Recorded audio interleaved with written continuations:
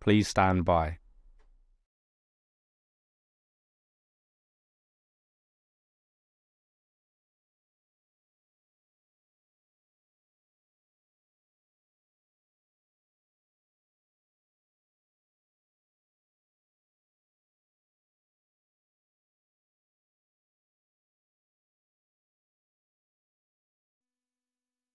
This is the broadcast from City Hall, the home of the Greater London Authority. Please stand by.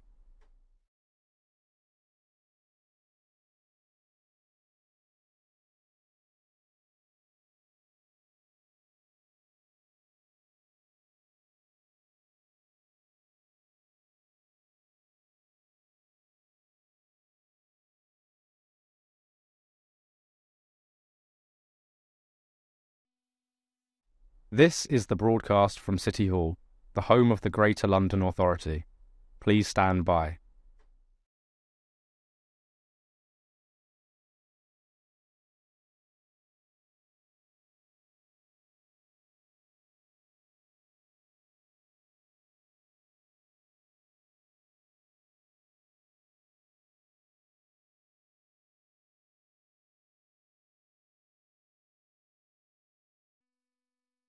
This is the broadcast from City Hall, the home of the Greater London Authority. Please stand by.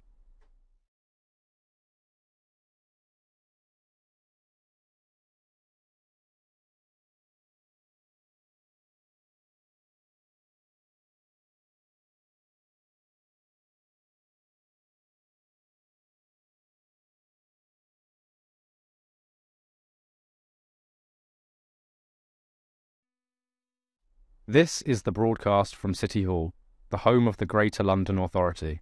Please stand by.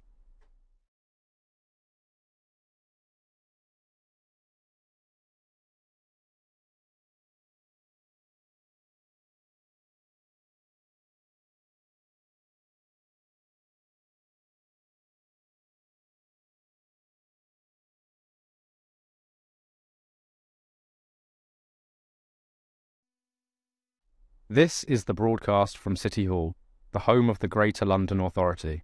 Please stand by.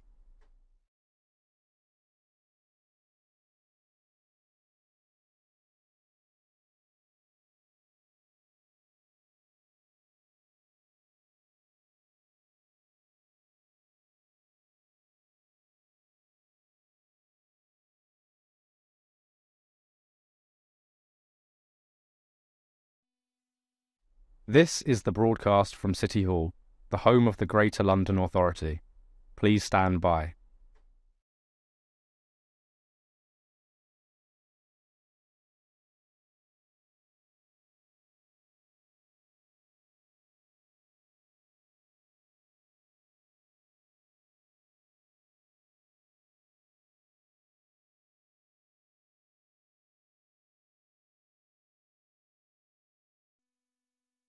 This is the broadcast from City Hall, the home of the Greater London Authority. Please stand by.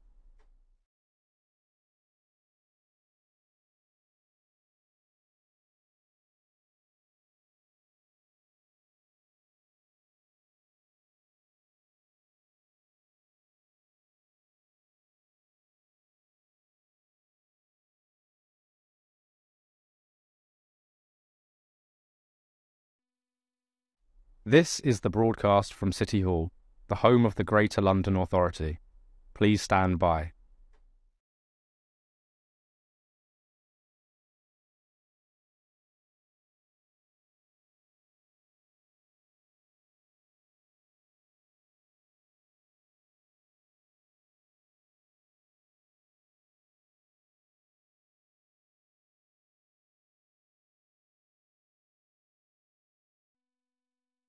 This is the broadcast from City Hall, the home of the Greater London Authority. Please stand by.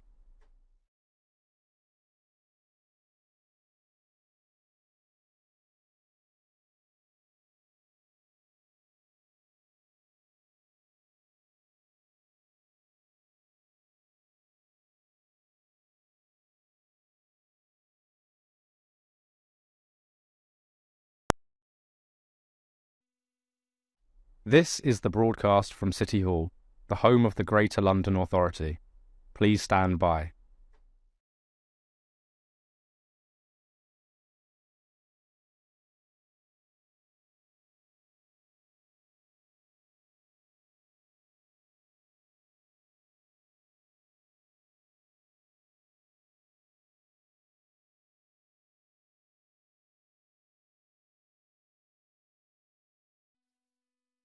This is the broadcast from City Hall, the home of the Greater London Authority. Please stand by.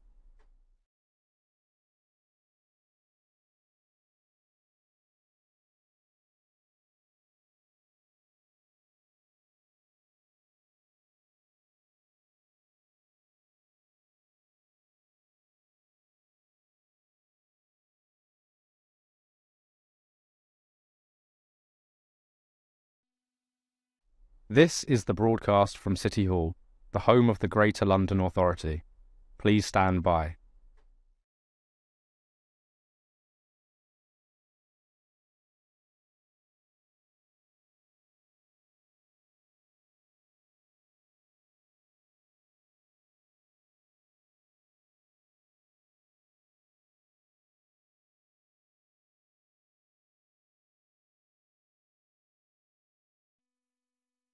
This is the broadcast from City Hall, the home of the Greater London Authority. Please stand by.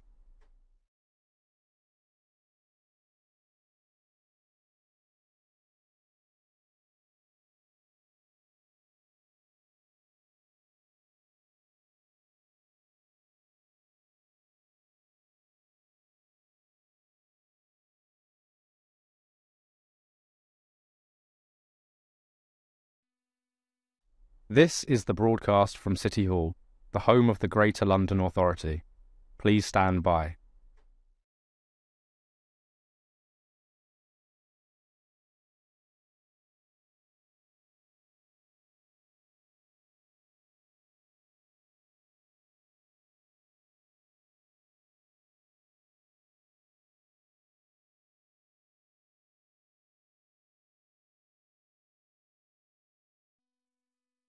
This is the broadcast from City Hall, the home of the Greater London Authority. Please stand by.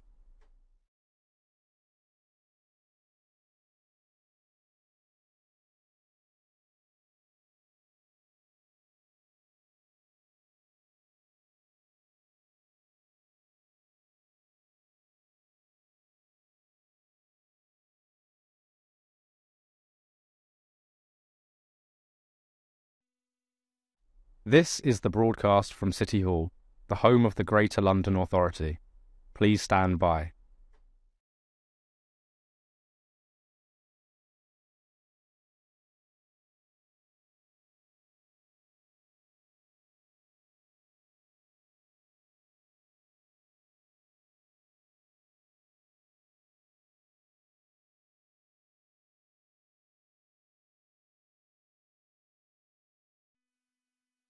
This is the broadcast from City Hall, the home of the Greater London Authority. Please stand by.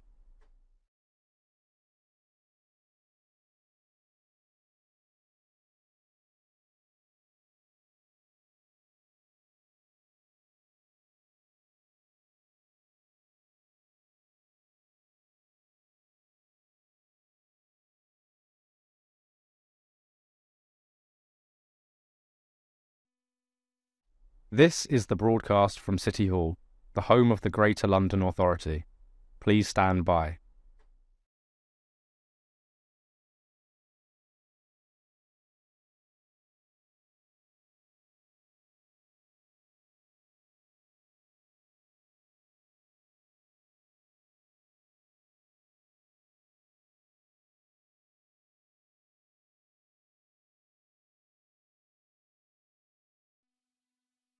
This is the broadcast from City Hall, the home of the Greater London Authority.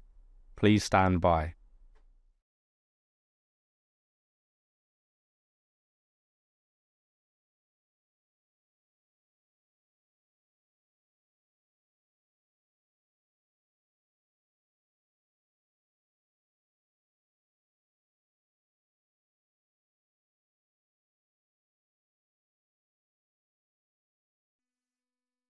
This is the broadcast from City Hall, the home of the Greater London Authority.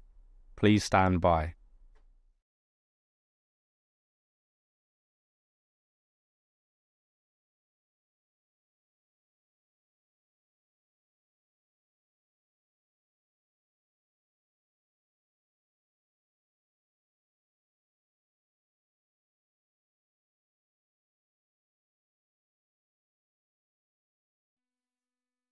This is the broadcast from City Hall, the home of the Greater London Authority. Please stand by.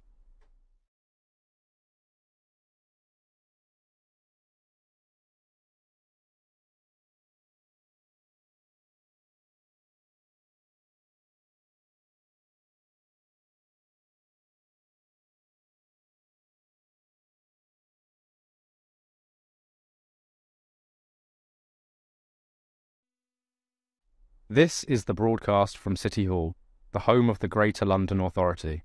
Please stand by.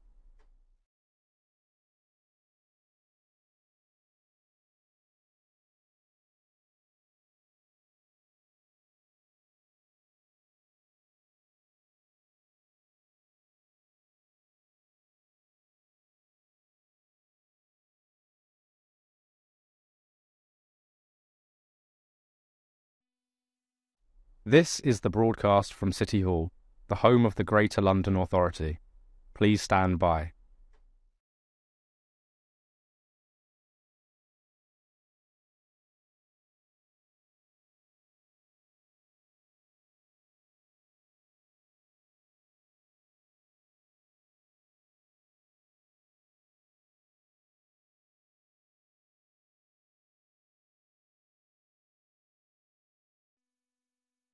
This is the broadcast from City Hall, the home of the Greater London Authority. Please stand by.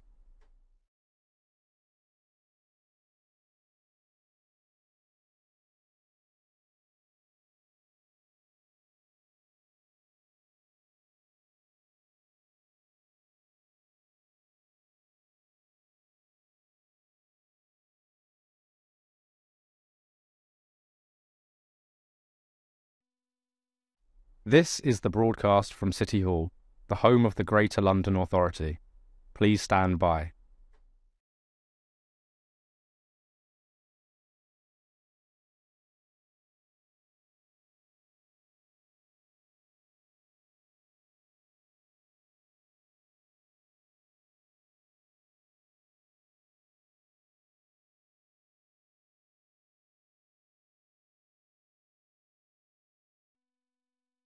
This is the broadcast from City Hall, the home of the Greater London Authority.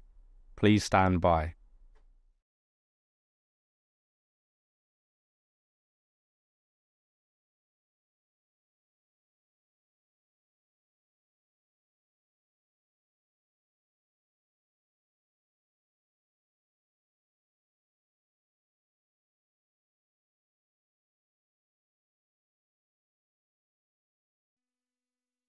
This is the broadcast from City Hall, the home of the Greater London Authority.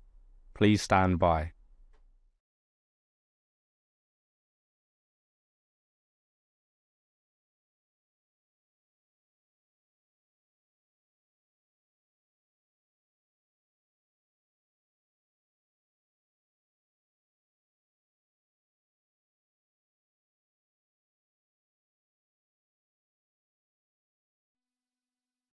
This is the broadcast from City Hall, the home of the Greater London Authority. Please stand by.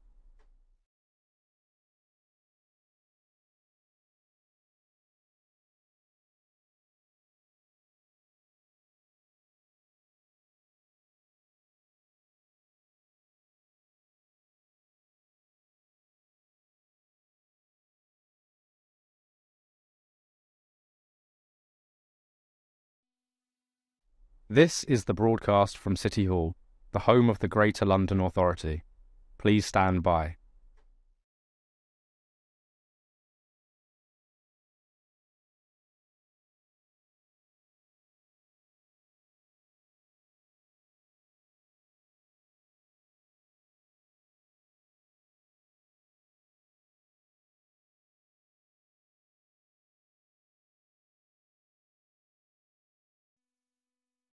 This is the broadcast from City Hall, the home of the Greater London Authority. Please stand by.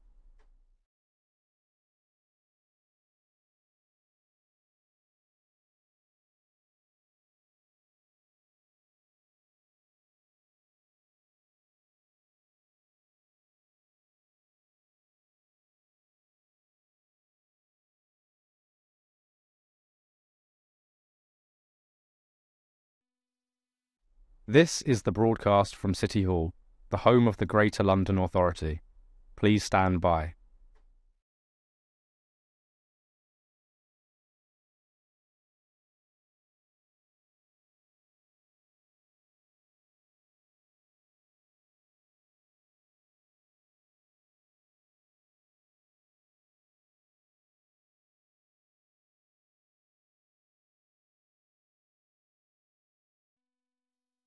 This is the broadcast from City Hall, the home of the Greater London Authority. Please stand by.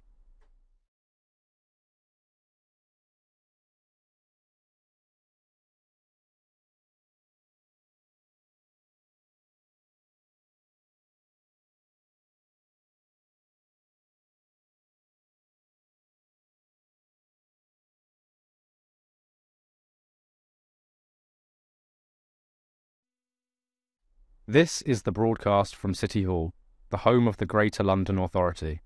Please stand by.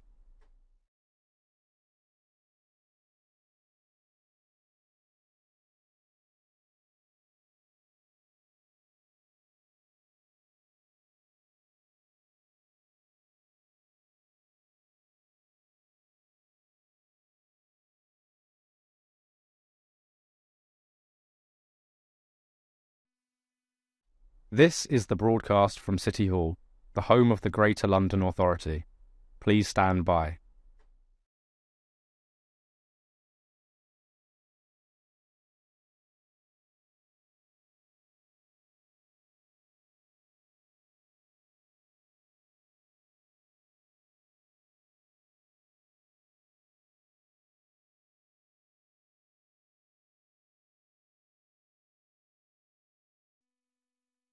This is the broadcast from City Hall, the home of the Greater London Authority. Please stand by.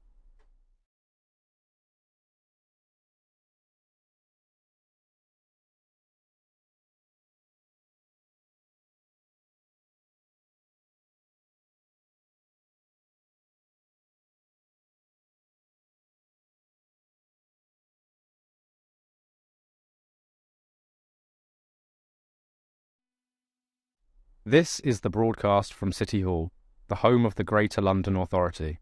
Please stand by.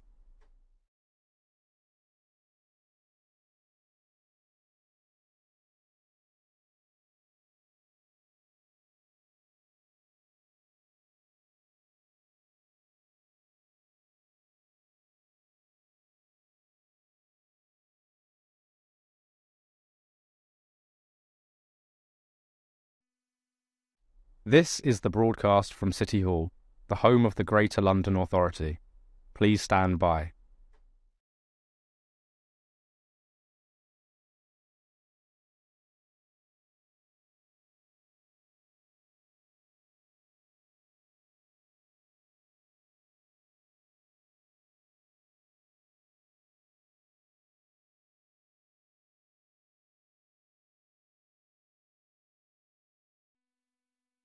This is the broadcast from City Hall, the home of the Greater London Authority. Please stand by.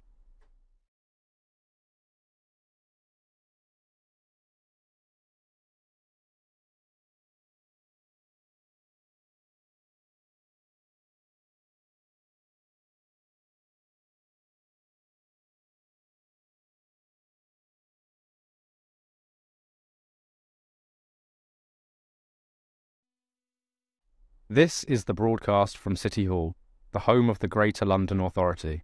Please stand by.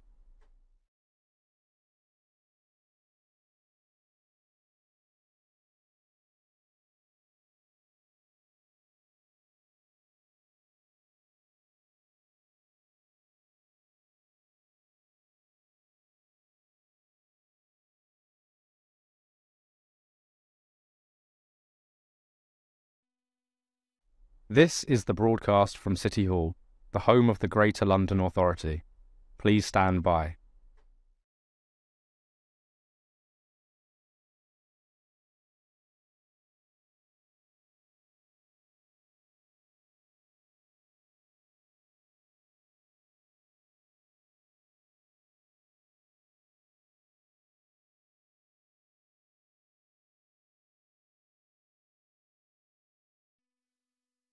This is the broadcast from City Hall, the home of the Greater London Authority. Please stand by.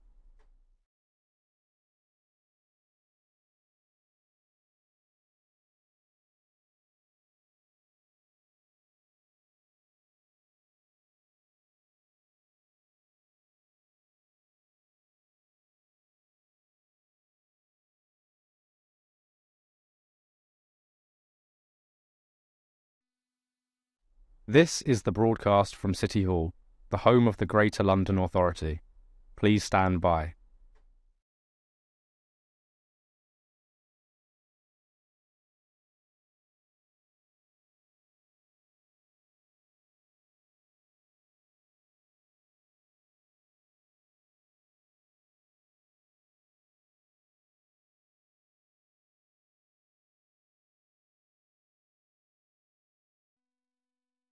This is the broadcast from City Hall, the home of the Greater London Authority. Please stand by.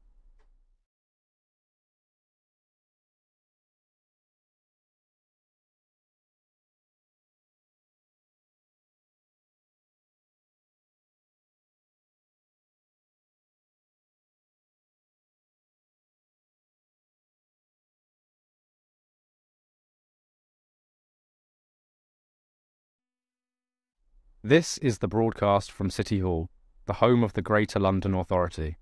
Please stand by.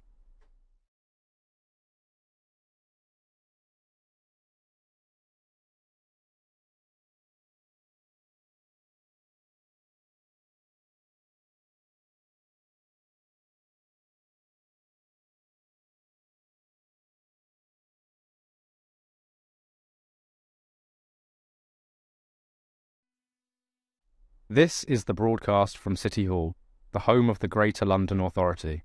Please stand by.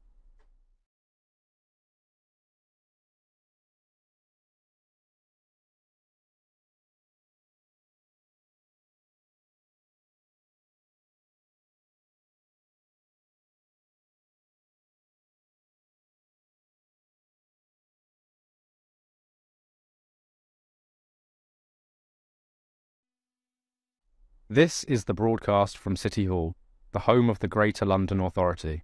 Please stand by.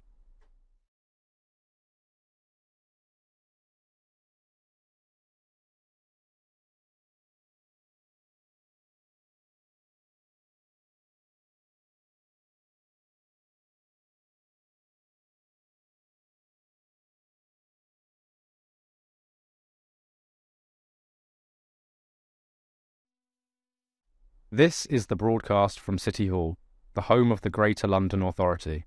Please stand by.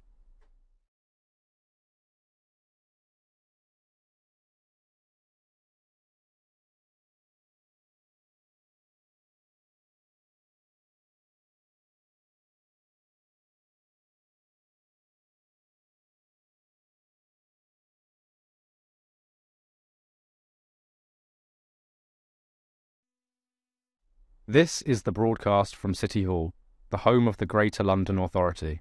Please stand by.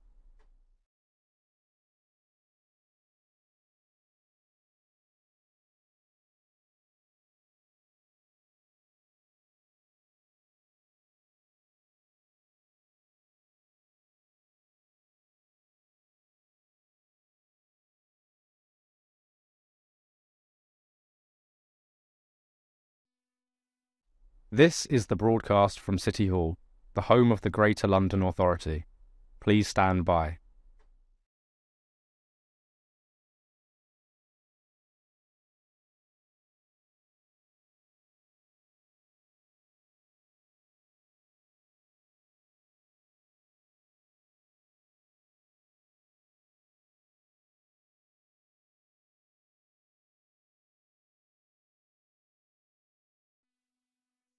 This is the broadcast from City Hall, the home of the Greater London Authority.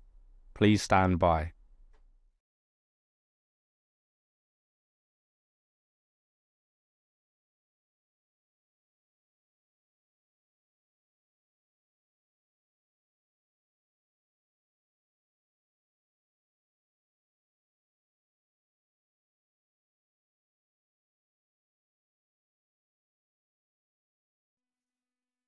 This is the broadcast from City Hall, the home of the Greater London Authority. Please stand by.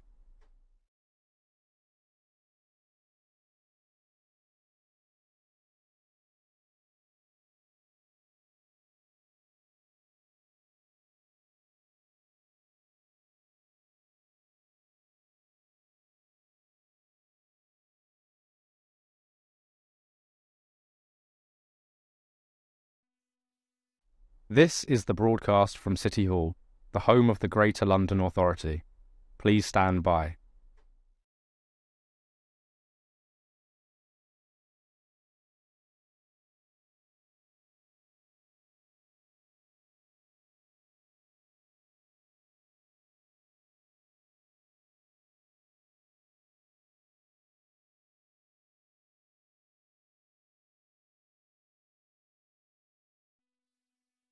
This is the broadcast from City Hall, the home of the Greater London Authority.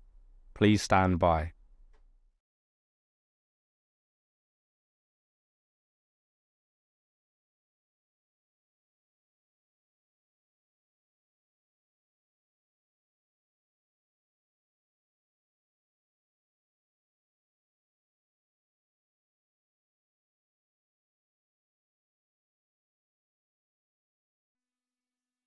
This is the broadcast from City Hall, the home of the Greater London Authority. Please stand by.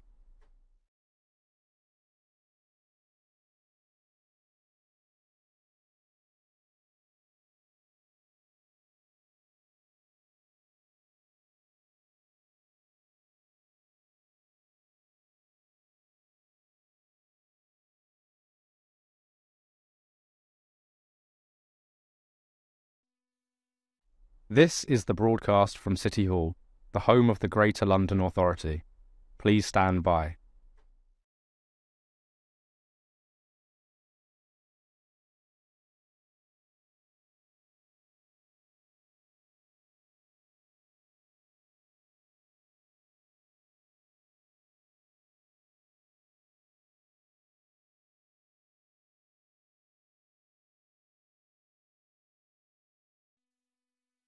This is the broadcast from City Hall, the home of the Greater London Authority. Please stand by.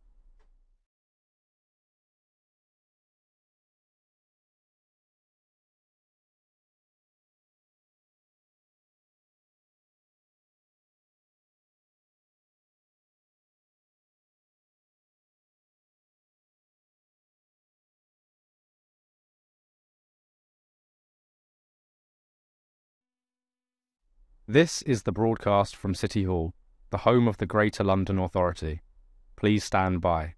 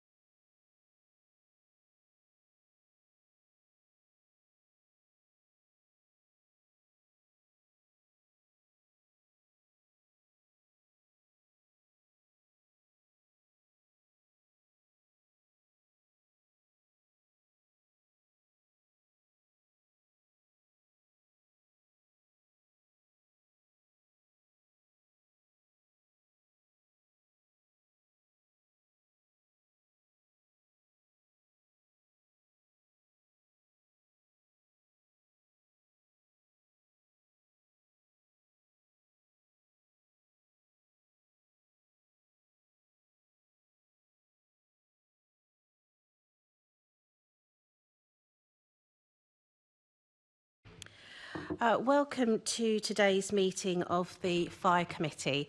On our agenda today is a discussion on the findings and recommendations arising from the Grenfell Tower Inquiry Phase 2 report. Today, those affected by this terrible tragedy, 72 lives lost, are at the forefront of our thoughts. Before we begin this important discussion, we have a few small items of business. Members of the public may like to follow at London Assembly on X and use the hashtag AssemblyFire for this meeting. Can I now ask our clerk, Diane Richards, to confirm any apologies for today's meeting? Thank you, Chair. We have no apologies for absence today, but in accordance with Standing Order 8.2, with the permission of yourself, the Chair, Assembly Member Small Edwards is attending the meeting as a non-voting participant. Yeah, he's very welcome. Can we note the list of offices held by Assembly members, and can I ask members if they have any disclosable pecuniary interests in specific items listed on the agenda? Thank you. And at this point, in accordance with Standing Order 2.2D, I would like to move straight into our main item of discussion and take our other items of business at the end of the meeting. We now move on to our discussion on the initial response to the findings and recommendations of the Grenfell Tower Inquiry Phase 2 report. We will first have a question and answer session with the Fire Brigades Union, and then we will have a panel discussion with the London Fire Brigade and the Deputy Mayors for Housing and Fire Service. Before I introduce our first guest, in the light of the possibility of further legal process, including criminal proceedings, committee members are mindful of the importance of not undermining or being perceived to undermine any subsequent trial. Therefore, members are not able to comment on the prospect of or advocate for the prosecution of particular individuals or organisations. And today's guests are asked to be similarly mindful. Thank you. Now, we're going to move on. Can I now welcome our first guests who are joining us virtually today? You're very welcome, David Jack, who is the Executive Council Member for London Fire Brigade Union, and Ben Selby, Assistant General Secretary for the Fire Brigades Union. Thank you very much for joining us today online. And I'll be asking the first question to both of you. What are your thoughts on the Phase 2 report recommendations for the London Fire Brigade? And I'm happy for either of you to start. Whoever wishes to start would be fine. Would you like me to, Ben? Yeah, that'll be fine. Thank you. Yeah. Thanks, So, yeah, we broadly agree with the report's findings. It focuses heavily on the corporations, which is right and proper. But we also recognise that it has picked up on issues that we've been aware of for a long time in the London Fire Brigade. For example, the issues in training and control.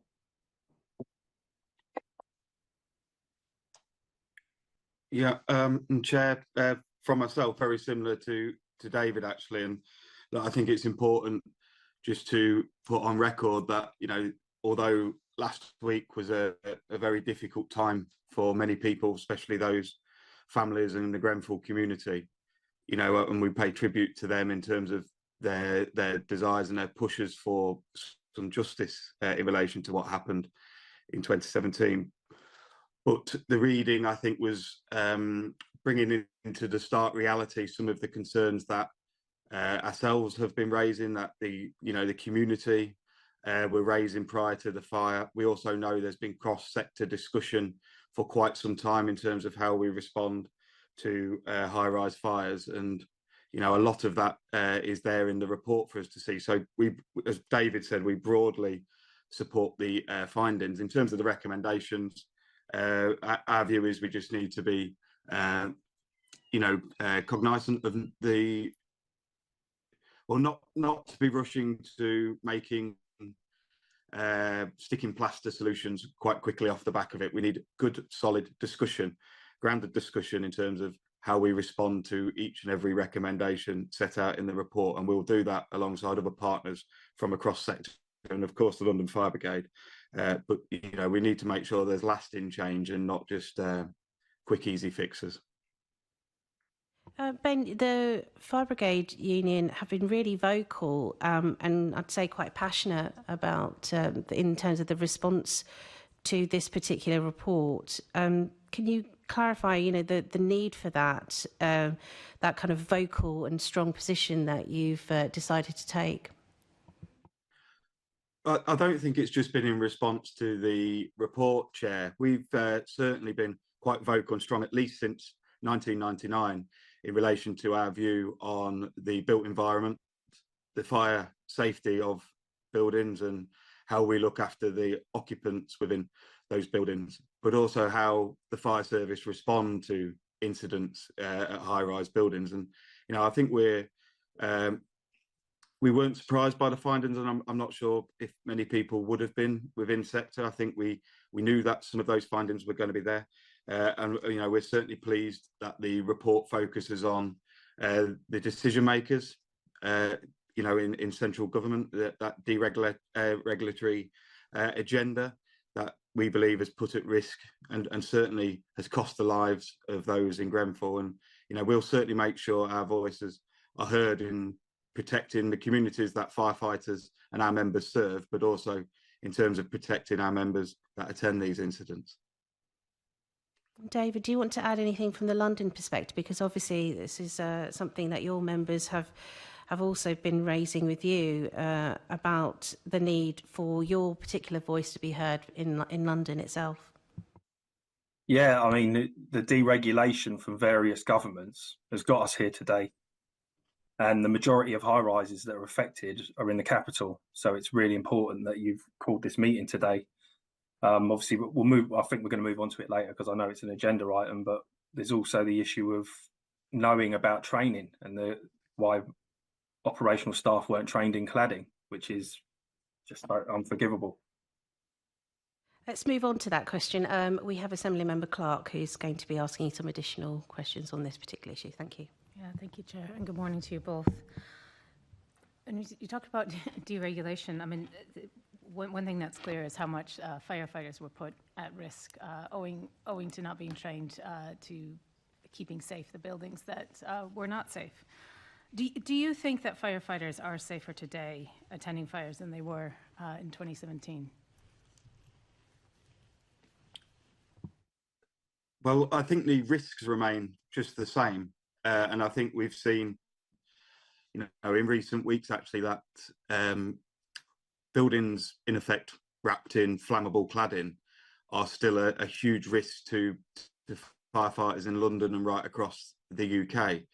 So in terms of that, they are, the risks they face are still similar to that which they were, if not increasing in that sense. However, I think what we did see recently in Dagenham, that the response to the fire, the understanding of crews and the acceptance, and I think broad acceptance that buildings will not respond how we believe they should be designed to respond in fires, is understood more clearly by fire crews. And I think Dagenham is a good example. I think whilst there may be a desire to draw parallels to the Grenfell disaster, I think we have to accept there were two very different buildings, two very different responses to those buildings, but nevertheless, the quick decision-making models the crews and incident commanders deployed at Dagenham, are learning points that have come from Grenfell and from Lakanal and all sorts of other incidents we would have looked into and educated ourselves in relation to. So,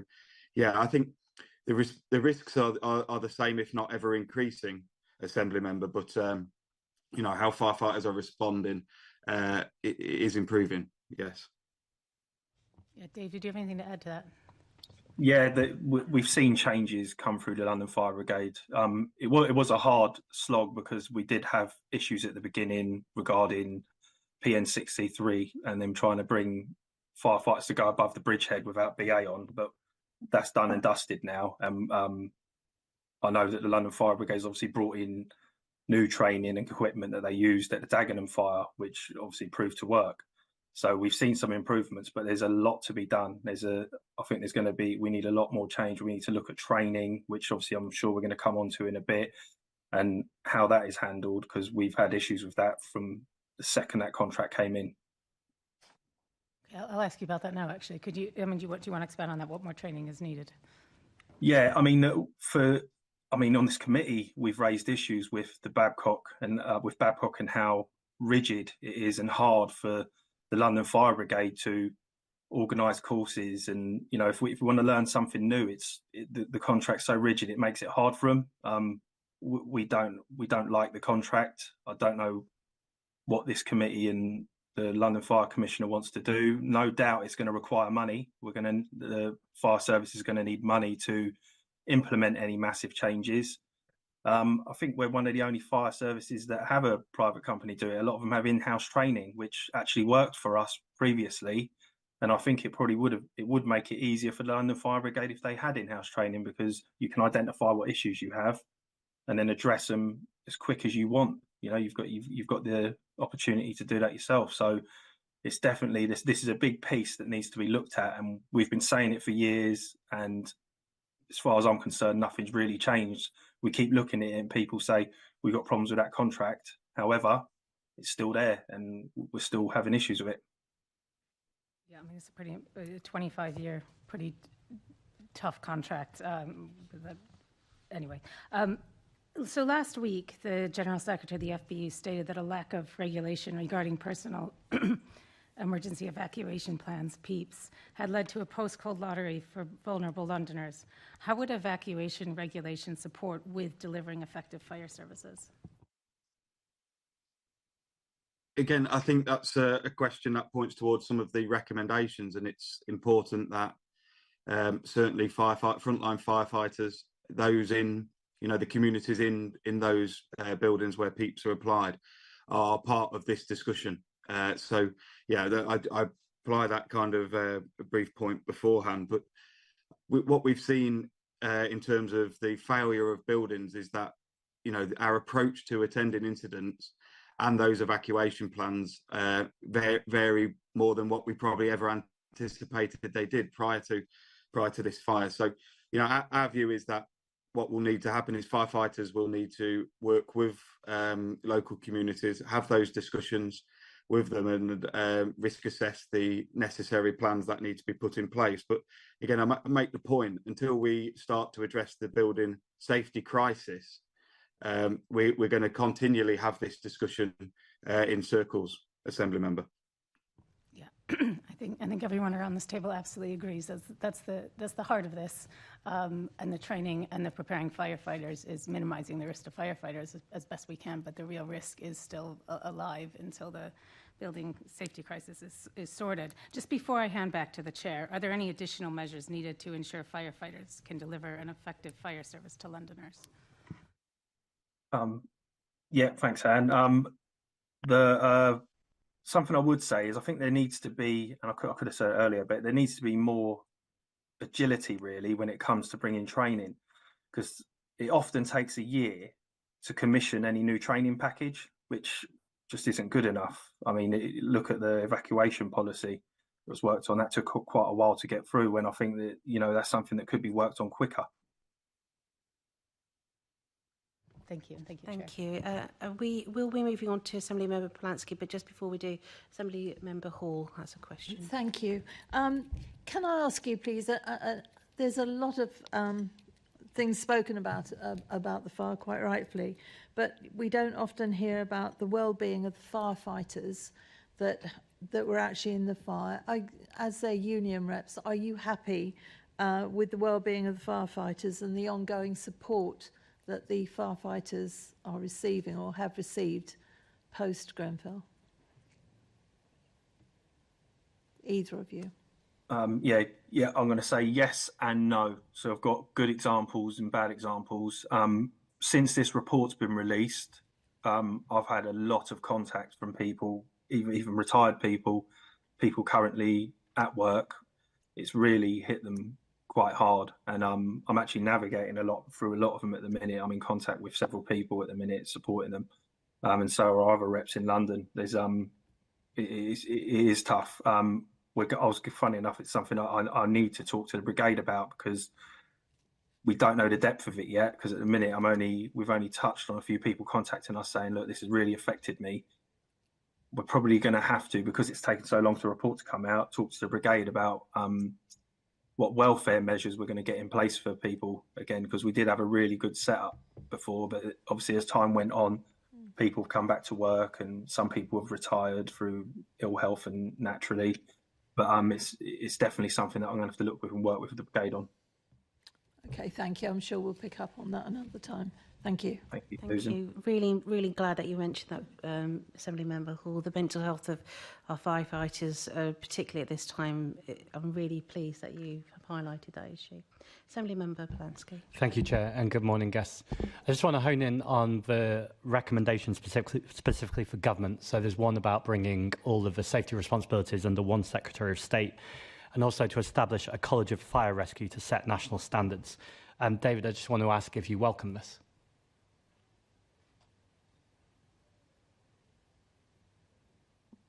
Again, broadly, but we'd need to see the detail in it. You know, for a long time now, we've been saying we want a recognised regulatory body, and we would like the obviously key players like the London Fire Brigade and the Fire Brigade ourselves, the Fire Brigade Union, on it. The idea of it, like I said, I broadly support it. However, we need to see what that looks like. Thank you. Do you feel like you're sufficiently being included in conversations about what that might look like? I'll leave my colleague, Ben, answer that. Okay, Ben, I'll come to you. And also, what difference would this make?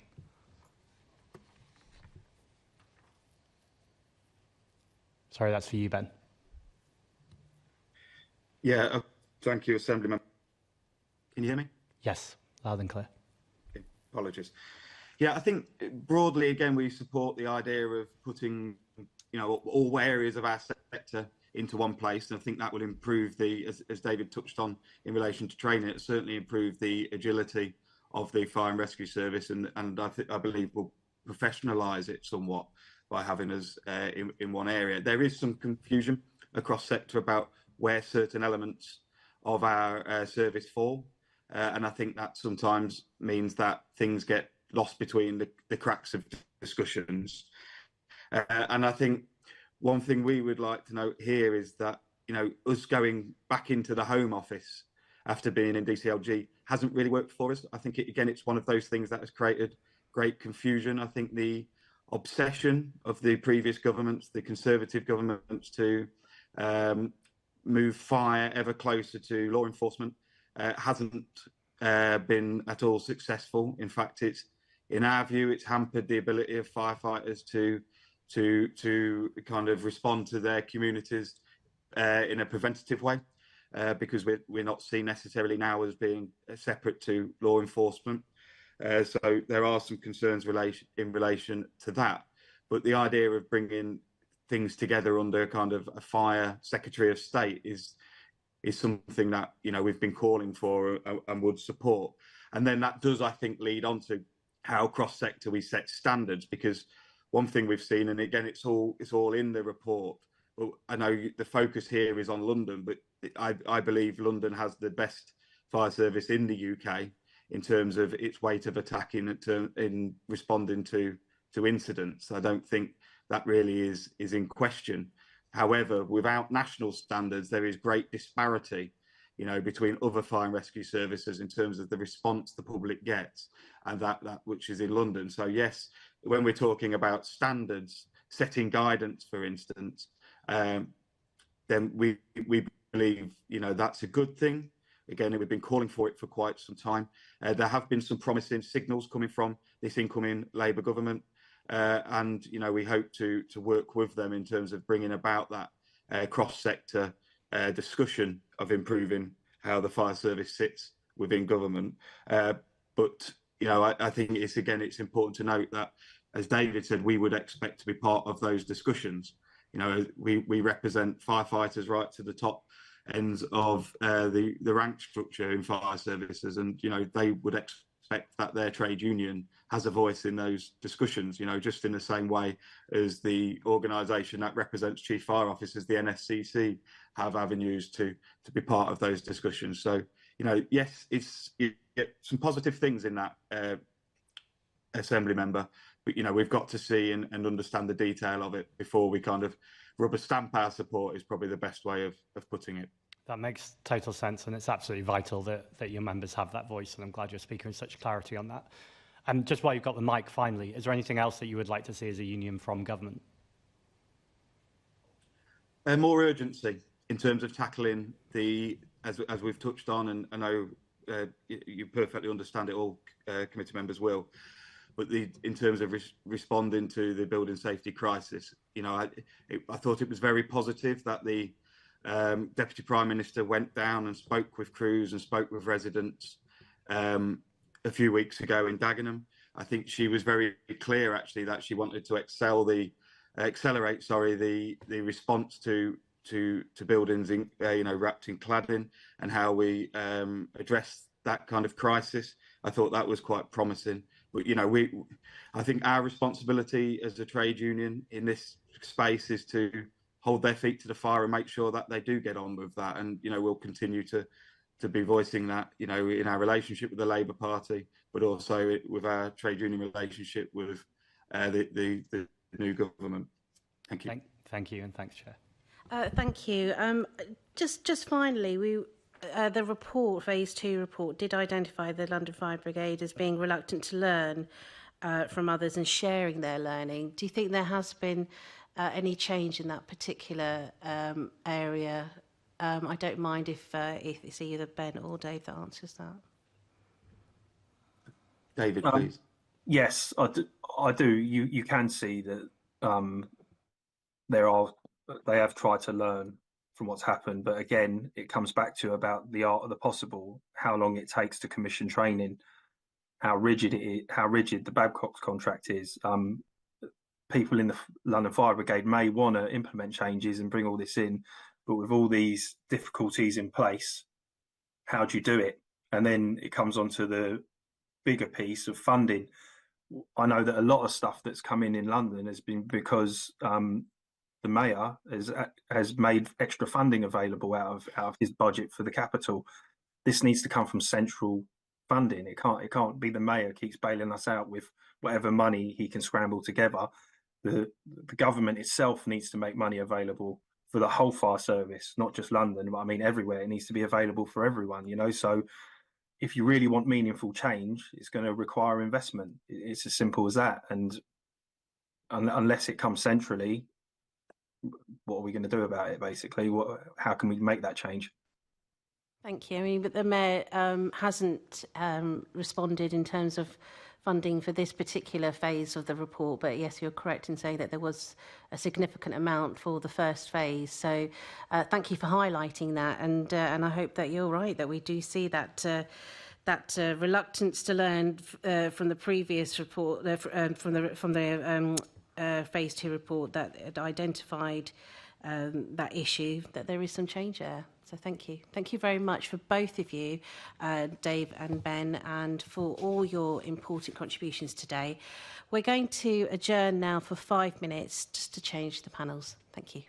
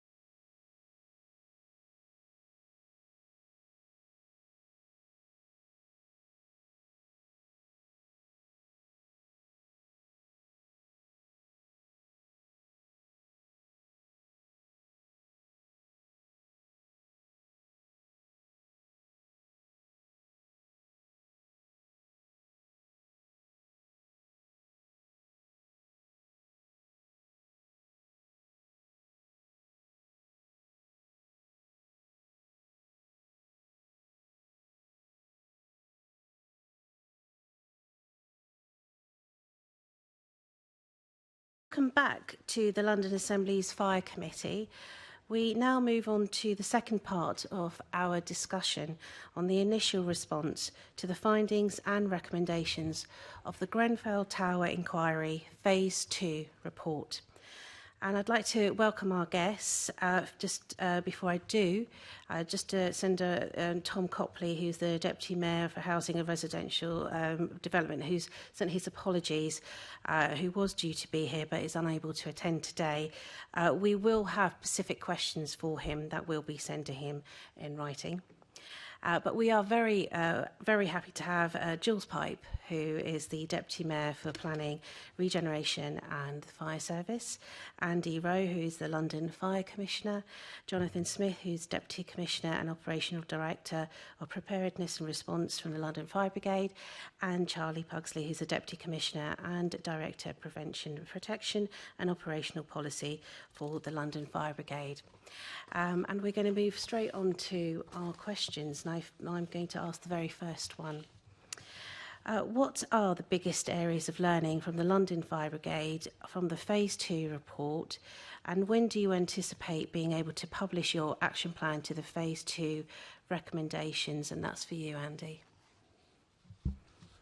Thank you, Chair. Perhaps if I could just start by saying that whenever I have to think or talk about Grenfell, really, I find myself standing back in front of the tower, as I did the night I took over the incident, and my thoughts are always with the 72 people who lost their lives. I think of the survivors, and I include many of the firefighters I stood with that night within that group because of the extremity of what they faced, the challenge of the hour after hour they put themselves into that risk environment that many others wouldn't have been prepared to. And I think of those people most directly bereaved, many of whom lost very significant numbers of their extended family, direct family, and whose dignity and courage in the years following in holding all the organisations involved, including my own, to account, has to be both respected and applauded in the face of the terrible trauma they suffered. In terms of your specific question, and actually it perhaps comes back to my starting point, we want to take the time to really understand this report. It's 1,700 pages long. We think that Sir Martin Moore-Bick is to be respected. He has done a forensic job in unpicking the incident, and there is much we recognise in this. However, we want to take the recommendations specifically relevant to us and sit with our community forum, which contains New Cross survivors, Grenfell Tower fire survivors and bereaved, the same with our advisory panel, and really out of due respect, because they've been at the heart of our planning from Phase 1 and delivery of all of those recommendations, understand what meaning it has for them. We will then construct an action plan, which we would expect to bring to this committee. We expect to form part of the formal governance government will apply to ensure we meet the kind of learning that has come out of the report. And I would expect that to be a matter of weeks, not months, because there is so much we recognise in this, and actually so much we have done, which in some ways the recommendations speak to. And just kind of, can you make that clarification about the action plan and the publication? Can you just make that clear for us? Yep, so we've started the gap analysis that has to underpin this. So we're taking what we did from Phase 1, because some of the recommendations, when you read the report, actually refer to validating whether we successfully completed what we had done in Phase 1. For example, the reference to inspection, etc. Some of it is about national change that would impact LFB. So we're doing a gap analysis now in respect to our CRMP. So we're looking at what's already in our plans. And I have to say, again, recognising much of what is in the report, and without seeking to undermine any discussion with colleagues from community, and particularly Grenfell survivors and bereaved, there is much I would recognise in our CRMP. So it's important we take our existing plans, the budget that is dedicated to them already in terms of forward planning, and then see whether there's any gaps that emerge from analysis of the recommendations. I think that will take a couple of weeks, but I want to make sure we discuss it very carefully with our partners in the union. You've just heard from them. They're a very important part of this.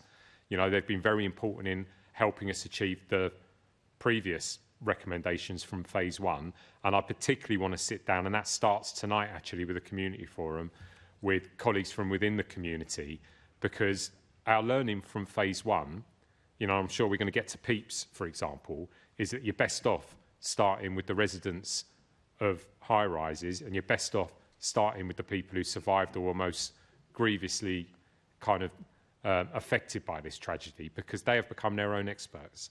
And you know, we place great value on their opinion. That, I think, again, will be weeks, not months. And as soon as we can give you a formal date for delivering that action plan, I think we should write to this committee as soon as we do know that to give you clarity. Thank you. I really appreciate that. And as you know, the committee will be coming back to you and on this issue. And I think it's a continuing topic that we will have to revisit. Absolutely. Thank you very much. Assembly Member Small Edwards. Thank you, Chair. My question to the Deputy Mayor, and how will you and the Mayor oversee the LFB's response to the Phase 2 recommendations and report to Londoners on their progress?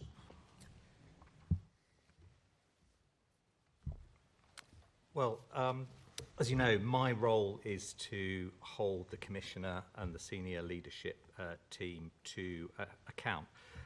So it's my job to ensure that they'll continue to deliver on the recommendations of both Phase 1 and Phase 1 of the inquiry, and also on this phase as well, despite although obviously the number of recommendations directly focused on the LFB is much smaller in this phase 2, but nevertheless they are far-reaching.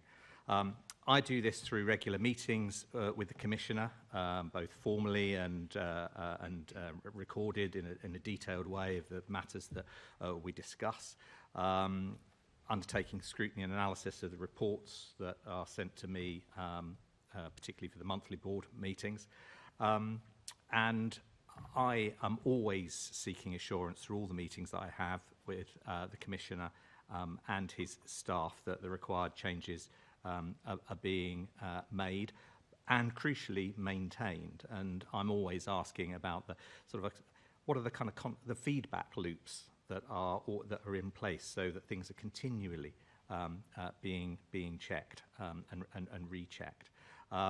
Obviously, I undertake site visits, talk to teams, talk to staff across the organisation, meetings with the FBU, which I have, and also there's of course a lot of other feedback that I have, and that informs my awareness of the facts and the reality of progress. So obviously, there's a scrutiny of the committee here and the feedback that you give. Obviously, there's the HMI. The London Fire Brigade have now been inspected 7 times since Grenfell, so there is a wealth of material there on progress and inspected in other ways. And I receive that feedback, and that informs, as I say, both my understanding of progress, of gaps, and also, I should say, reassurance of the commitment of the team to make progress. And, to the Commissioner, one of the most damning threads throughout the investigation was how residents were ignored at multiple steps during the process. How has the LFB engaged with vulnerable communities previously, and has that kind of changed post-Grenfell?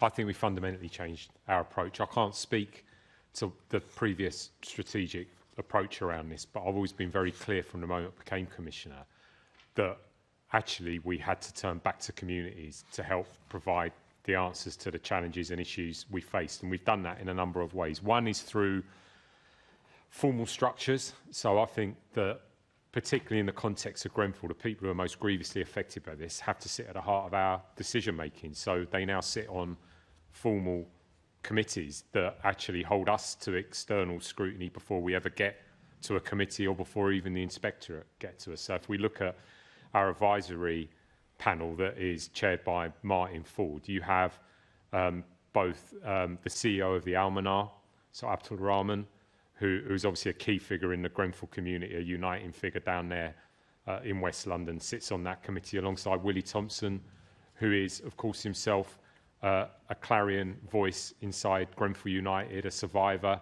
and a gentleman who certainly wouldn't give me much room for excuses, and rightly so. And then if you turn to our community forum, again, we've got Emma O'Connor, who is a Grenfell survivor, alongside actually representatives and survivors from the New Cross fire, disabled Londoners who live in social housing and high-rises, and obviously have a vested interest in making sure all the changes writ large in this report are come to fruition.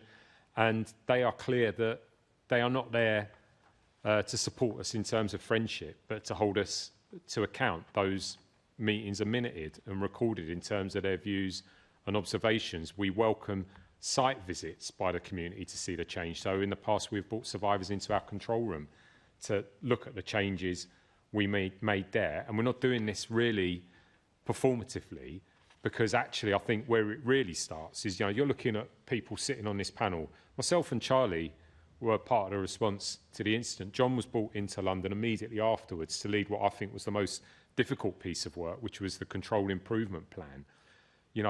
We've got a personal agenda here. You don't witness personally, as I did, the loss of that many Londoners' lives without, I think, taking it quite personally. And I just would not disrespect colleagues out on the Lancaster West, the people who lost their family members, by doing something that ticked a box. They really do genuinely sit at the heart of critical challenge and kind of decision making.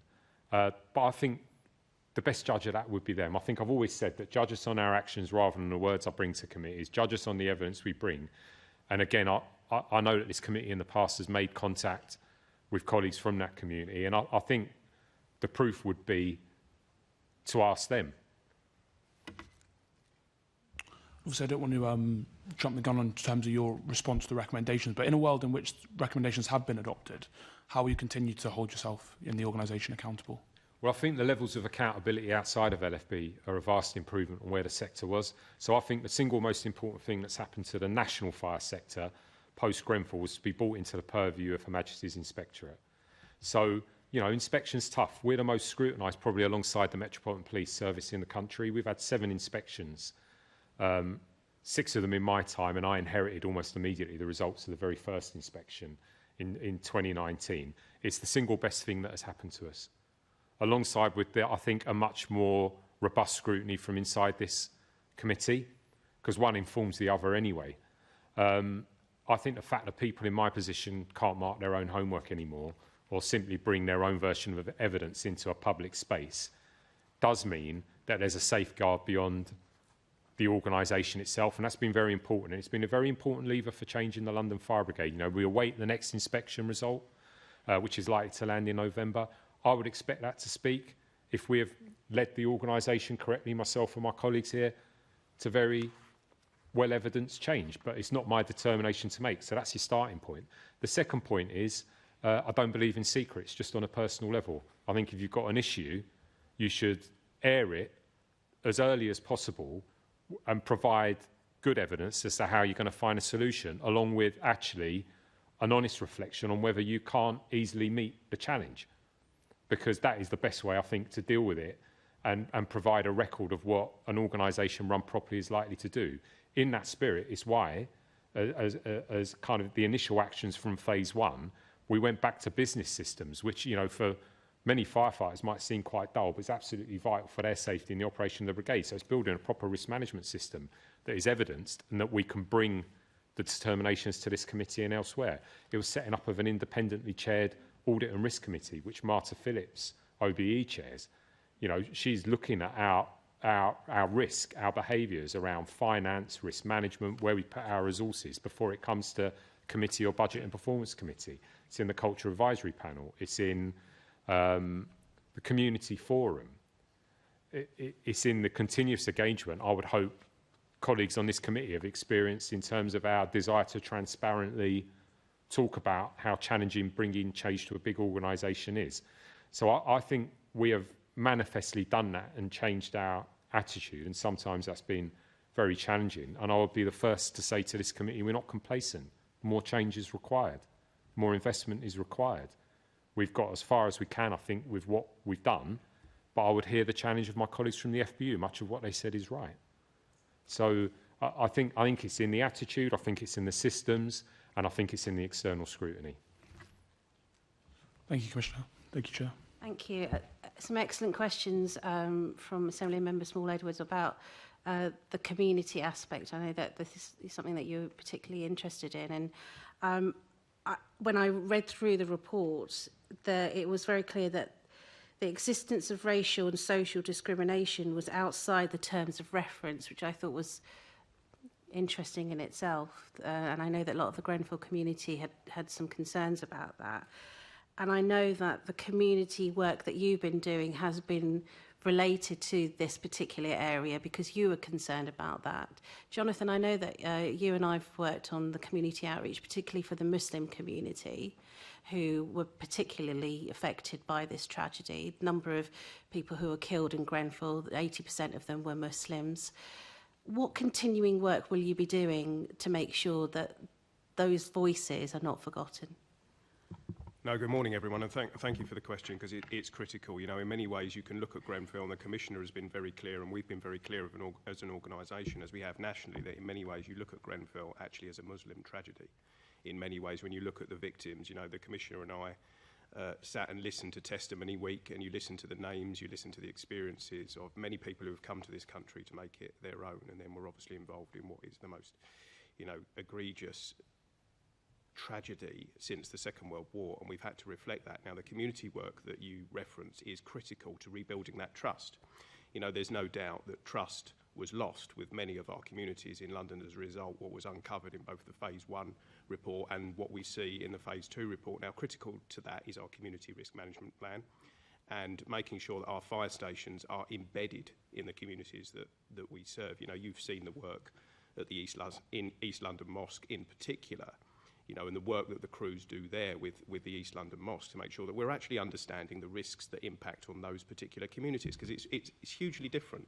Now, the challenges you face, as I've mentioned to this committee before, but the challenges you face in East London are different to what you would face in Barnet, which is different to what you'd face in Sutton. So we have to have a localised approach that's rooted in the needs of the communities, and we need to have that trust in place. Now, we've just had some survey results back, actually, from a YouGov survey in terms of how the London Fire Brigade is viewed across the communities. And as you would have expected, since Grenfell, we've seen that decrease. But over the last few years, we've started to see that gradually increase to the point where the figures we were looking at yesterday were 93% trust in the London Fire Brigade to serve and protect Londoners, and that's all Londoners. So that has to continue. It's built into our strategic planning. It's built into what we do at a local level. But we have to be relentless about it, because trust is easily lost and it's very hard won back. And we have to make sure that we continue to evolve as an organisation, that we reflect what the Fire and Rescue Service in 21st century London needs to look like and what the work it needs to do to keep everybody safe. Thank you, and do keep us involved with all the activities and the work that you're doing. Thank you. Assembly Member Polanski. Thank you, Chair, and morning panel. Commissioner, in the report, one of the general recommendations around saying that the brigade needs to be more streamlined, less bureaucratic. We also just heard from the union earlier that, and I'm sure you would agree, that this is largely an issue of deregulation.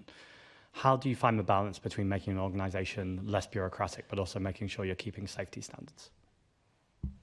It's a continuous challenge, because you do need processes and scrutiny in place and milestones in any process, you know, whether it's delivering new training, whether it's bringing into service a new piece of kit to ensure that, one, you're using taxpayers' money efficiently and properly and it's set against a risk, and that the projects are well run, and that you've got good early understanding of risks and challenges. So you can't do that without a process. Building agility into that at the same time, actually, I think we have learnt to do that better.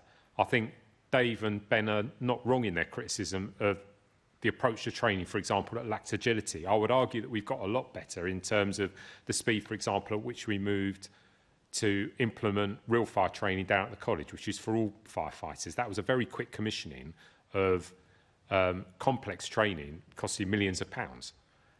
So from start to finish, You know, we moved over the process of really 6 months to design and commission training that has to take place at an external venue with accommodation, transport, etc., new instructor, CADA, and we're delivering it. You know, it's the same with firefighter development. I think one of the most totemic kind of inadequacies that Phase 1 revealed was our firefighter development training. Any organisation that's taken its FFD training from 20 weeks to 11 weeks and then is faced with a challenge we did at Grenfell has probably got questions to ask of itself. The fact that that's now back up to 16 weeks, which is the length it was before the Babcock contract actually, delivered, I think, successfully in partnership with Babcock, but with our oversight and our leadership, because it's full-time LFB officers now leading that in a hybrid model. Again, the improvements to that course were delivered very quickly, and that's a very significant logistical effort that has required the investment of £3.5 million a year from the Mayor. So if you're spending that volume of money, as much as I need to be agile, I also need to be responsible, and I need to be able to evidence the outcome for communities when it lands. So I think that the short answer is we've got a lot better at it. We're continuously challenging ourselves. I think the third person I spoke to within a couple of days of this report landing was the managing director of Babcock in respect to their National Emergency Services contract, to say this is a challenge again. We will need to demonstrate that if we're working together within the length of that contract, we have a robust relationship where we do push the boundaries of what's achievable and we challenge ourselves around the model we employ to do so. So it's not that I don't think it can continue to improve. It can. But I think a lot of work's been done on that. And the proof actually is in incidents like Dagenham. You know, we trained all 5,000 firefighters to respond completely differently. We have multiple examples, whether it's Dagenham, whether it's New Providence Wharf, whether it's the fire at Blackwall, whether it's the fire recently in Wembley, where we're taking early decisions, where the control room is speaking continuously to the fire ground to provide very different advice from what had been provided previously. And that's all been delivered through training. Again, that was a massive effort involving millions of pounds worth of investment and having to train an entire workforce. Frankly, at the same time as we trained them for marauding terrorist attack, because that was an outcome from a different public inquiry. So I think we have due respect to what the colleagues from the union say, but I think we invest a lot of time and effort. And again, we welcome their actual partnership in that. We only ever managed to sign training off of it. It's gone through the kind of joint health and safety forum that we have a legal duty to be part of alongside the union, as do they. Yes, please, Jonathan. Yeah, just to add to the points the Commissioner's making there, and as I've read into this committee before, I think one of the challenges that we certainly face as London Fire Brigade, and actually the sector faces nationally, is our training keeping pace with the evolving nature of risk. You know, whether it's wildfire, whether it's marauding terrorist attack, whether it's lithium-ion batteries, whether it's operating at height, whether it's subsurface, you know, making sure that our training provision is as agile as it needs to be to meet those ongoing risks as we move forward is a challenge for the sector. Again, I've had chats with colleagues from Babcock in terms of how can we continue to inject more agility into the training provision that we've got. It will require investment, but this is a sector-wide problem because the nature of operating in the 21st century now with a modern fire and rescue service is very, very complicated. You know, if I go back to when I joined 25 years ago, the job is almost unrecognisable in many ways because of the sheer variety of incidents that we are now expected, quite rightly, to attend, but we need to train properly for that. We need to have the most realistic training environments available to do that.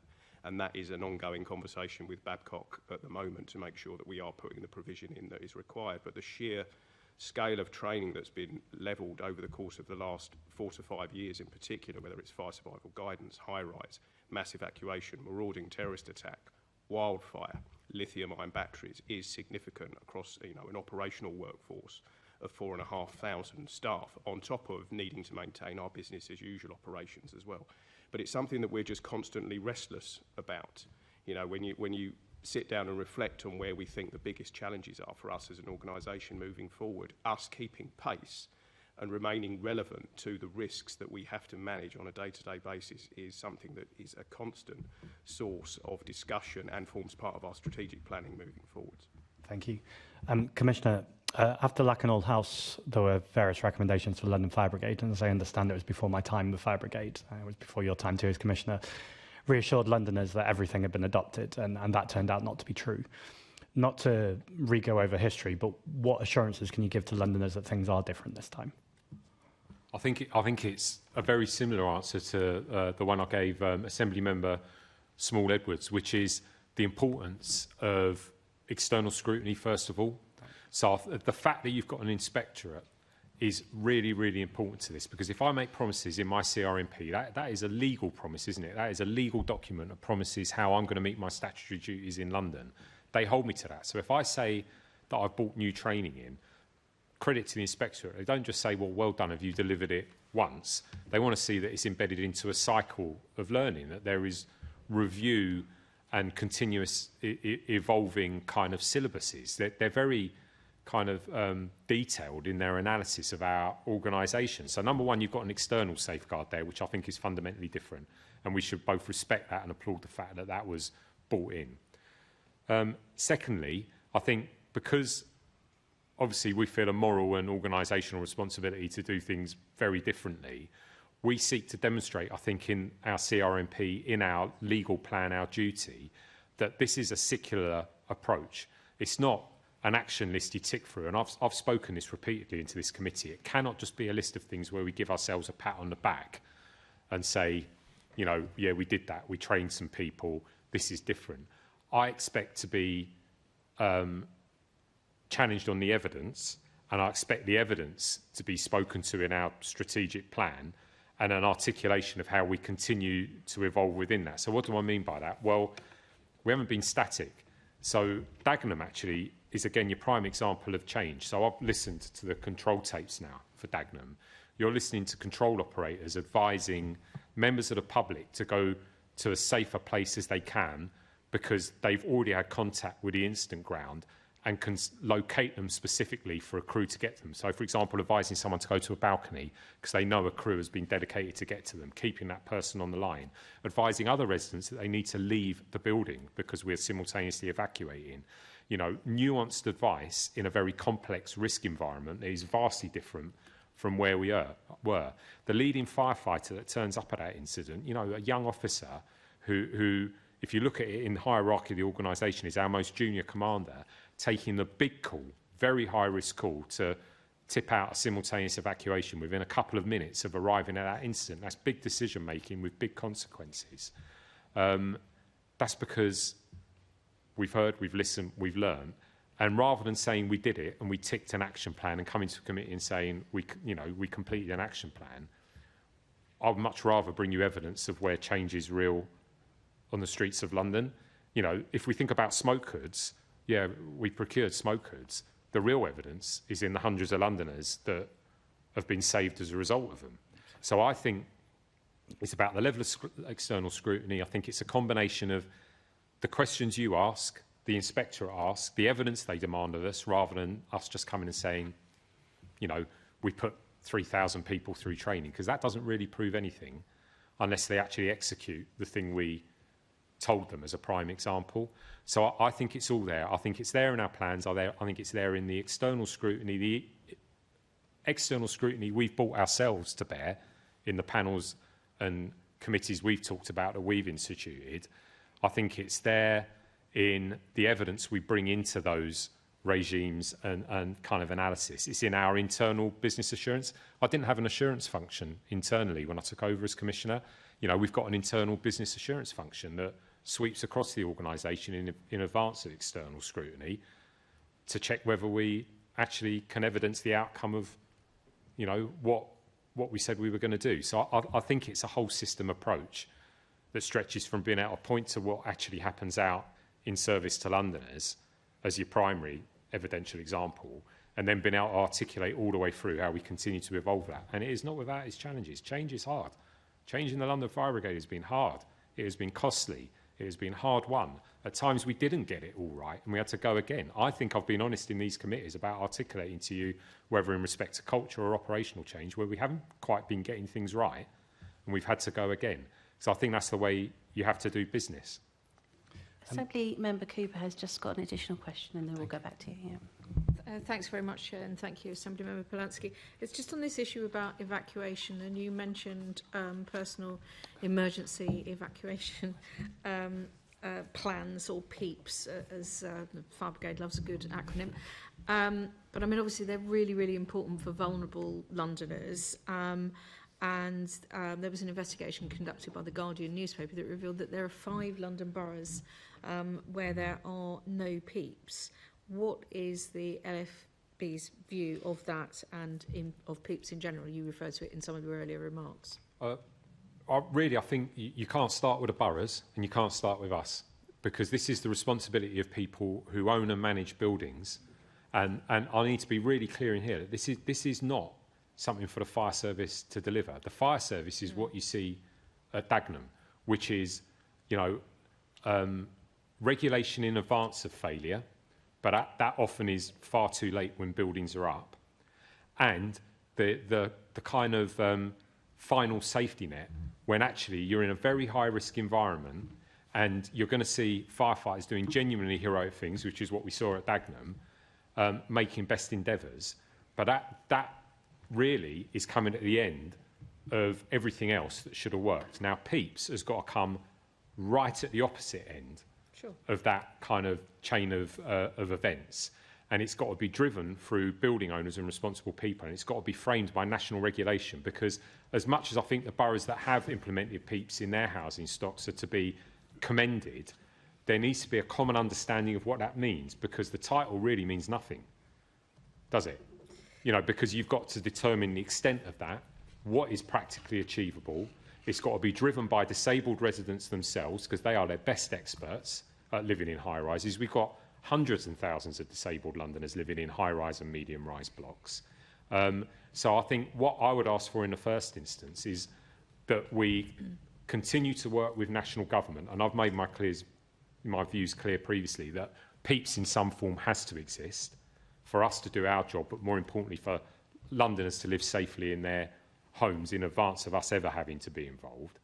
That has to be informed directly by disabled residents, because I've always found them to be their own experts, pragmatic and understanding of what can be practically achieved with good solutions to what is a difficult problem. But you do have officers who go round to, I mean, I completely take what you're saying, and the issues about turning up at the burning building and then discovering that all the things like lack of compartmentalisation, it's been covered in bits of flammable material, or discovering that people don't have PEEPs who should. I mean, one of the things where the Fire Brigade could potentially be involved, other than lobbying Londoners, is you do fire safety visits.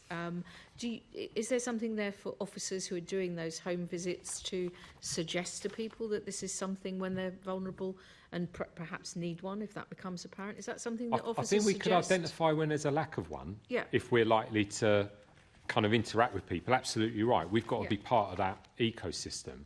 But it's not for the fire service to do. I need to be really clear about this. We are a force of about 5,000 frontline officers and firefighters. There are hundreds and thousands of disabled Londoners who deserve at a system level to be housed safely in buildings that are correctly constructed and managed by people. You have to start there. My great fear is that if we always turn to the fire service to act as the safety net in this, we are missing the point. It has to be done at the other end. It has to be funded properly, and there will have to be considerable funding to do this, even to a practical minimal level. And then we will absolutely take our part in calling people out where we identify that they don't exist. But in terms of providing advice, I would be very wary for the fire service to do that, because I do not believe it is our job.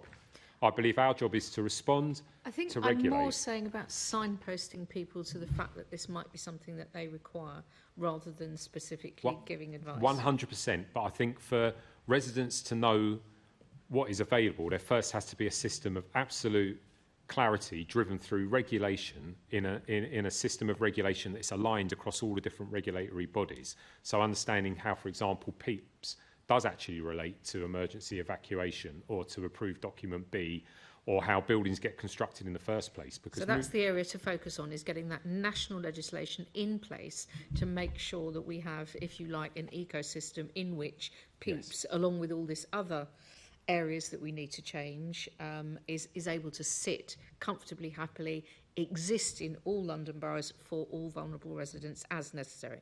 Yes, 100%. And I think the inquiry report in Sir Martin Morbick's work gives us the opportunity to do that. And I would urge all of us I include my own organisation in this, but all the stakeholders, from the union to the GLA to central government, to seize this moment, to put the money that will be necessary to be committed to achieve that, but also the energy to try and solve it, because the scale of this, in the context of the risk we hold as a service, is extraordinary on behalf of Londoners. I have 1,300 buildings that require remediation in London. You have seen now, I would hope in Dagenham... We represent thousands of Londoners who are living in buildings, and, we did a report on La Canal House in 2009 through the Planning Committee here. So I think there's not a single London Assembly member, current or indeed previous, who's not completely aware of what you're saying. And we feel this, and particularly James, it's his constituency, very strongly about this, and I can hear that you do. But I'm going to have my wrist slapped by the chair unless I stop. Thank you very much. It's really obviously a cross-party concern, and I'm sure, as you're aware, we've just passed a motion on the Disability Champion, so this is something that we're very keen to make sure it happens. And I know that Assembly Member Palanski's got some additional questions, but could we go to... Charlie. Yeah. Thank you, Chair. It's just to build on what the Commissioner's been saying, and we have consistently advocated, from meeting with disability rights groups through to, as the Commissioner said, approved document B, and the importance of things like the London Plan, which is actually not recognised by the Building Safety Regulator because they can't heed local variations. And we continuously push and advocate for equity of evacuation. And it's not just mobility and physical disability, but it's also invisible or non-visible disability, should I say. So I think we are continuing to work locally through, as John, the Commissioner, have said, but also I think we've got an audit trail that goes back some years of being really clear in terms of people with disabilities need equity. Thank you. I was also going to ask about personal emergency evacuation plans, but I think all the questions have been covered. I think the only thing I guess I wanted to reflect on is, because I used to ask Baroness Twycross about this a lot, and she used to say the responsibility had to lie with the individual councils. It feels like you're saying something slightly different now. Because ultimately I accept it's not your responsibility, but I'm sure you would be the first to agree that if this isn't dealt with, it becomes your responsibility by its nature. What specifically is the next step that needs to happen, just in terms of clarity of if there's a government minister watching this? Or I welcome the fact that the government announced, I think it was a week ago Monday now, that they intend to implement PEEPs with the funding to support it. Yeah. I suppose my curiosity is the level of financial support that's going to be brought to bear, because this will cost money. It might involve physical amendments in some cases to buildings. It will need a system in terms of how that is administered. So I think I'm just very interested in the detail. I absolutely welcome the confirmation that final kind of recommendation is going to be implemented. And I think credit to ministers and civil servants. We've already had a fair bit of discussion since the Dagenham fire. I was with Angela Rayner on a visit, and then with her the following day into a round table, and then into a meeting with Rushanar Ali the day after. So, there's a very serious intent, I think, there, but we need to see it in the detail of funding and how it gets implemented. And what has to happen is it has to work in a regulatory context. There has to be clear guidance to those people who manage or build blocks of flats. It's got to be aligned across all the regulatory spaces, from local authority building control to the building safety regulator, to us in terms of fire safety regulation. It's all got to make sense, and it's all got to work together, because at the moment, I think it's fair to say we still have too much fragmentation in the regulatory space. It's not easy to see where the alignment lies, and we have made this point repeatedly over the past few years. We have a long audit trail, as Charlie says, pointing to that kind of disalignment. And I think we all have a responsibility to work together, recognising, I think, so much in this report, to bring it into a consolidated system, of which PEEPs is one part. Yes, agreed. Thank you. I want to talk about power, and I guess this whole story is about access to power, but you talked about a junior officer, for instance, who turns up and has to make those difficult calls. And throughout this report, the Building Research Institute, which obviously you don't have responsibility for, but it feels like a lot of the failures were junior people not being willing to challenge power, to able to say there's a problem here. What steps are you doing within the fire brigade? Because the inquiry says that one of the problems is that decisions were too difficult for management or didn't warrant change. Do you acknowledge that was a problem, and what are you doing to change that? again, without being able to speak to individual decisions as I articulated earlier, I think clearly from all the work we've done around culture, the multiple committee sessions that have sat speaking to our culture, we know we had serious issues with our culture. Otherwise, I wouldn't have commissioned an independent review of our culture, which articulated in a slightly different context exactly the issue you've just raised, which is people's inability to speak their truth and be heard and feeling safe to do so. So I think we've changed a lot, but I would, you know, as I've said previously in committees, I would never sit in front of this committee and say we'd fixed, in inverted commas, our culture, because I think anyone who runs a big organisation who claims that is making falsehood, actually, because I think it's what you can promise in my position is that we are relentless in trying to create an environment where people are free to express their concerns as early as possible. It does me a favour anyway, rather than letting a problem escalate and remain hidden to the point where it develops into a real crisis. I have nothing to benefit from that. That's not the culture I want. But I know well enough that me saying this in a committee doesn't change how people necessarily feel. So we've built systems. So, for example, you know, obviously in respect to conduct, discipline, professional conduct, we have got an external reporting line. Actually, if you had a real issue with the way we were delivering something and you thought my conduct was wrong, John's conduct was wrong, you can ring that line. We have a separate whistleblowing policy where that's another line that is externally kind of monitored and where we have legal duties where you could call and report. We've tried to encourage a greater openness, you know, whether it's in our relationships with colleagues from the Fire Brigades Union or the kind of way that we engage with staff. So, I mean, I'm out on fire stations every week. John and Charlie are out on fire stations every week. I think it's fair to say from those conversations, and I know there's many committee members who go to fire stations, people are quite quick to tell us when we're not doing as well as we might hope. So I think we've tried very hard to recognise that and kind of hear change and then reflect that back to the workforce. But I would always acknowledge there's more to do. So I think we have made change. We've made change in the way we lead. We've made change in the systems we've brought to bear. But I would never be complacent enough to sit in this committee and not think there could be someone in my organisation who still feels like that, who still has a vital bit of knowledge I would want. And I think we have to be relentless in our leadership to open ourselves up to that challenge. Good. Along the same lines, there's also a criticism that the Fire Brigade was too reluctant to learn from others and see best practice in other organisations. Has anything shifted there? Massively. So again, you know, whether it's in the context of culture or operational learning, we could have not have done this without the support of colleagues in government, without the support of colleagues in the GLA. You know, that we're involved at every level of the National Fire Chiefs Council in terms of our work. So the planning, the kind of work we've done with multiple other agencies. You know, if I think about culture, we went to multiple police services, the Home Office, local authorities, private sector organisations to learn lessons from organisations who'd had similar issues.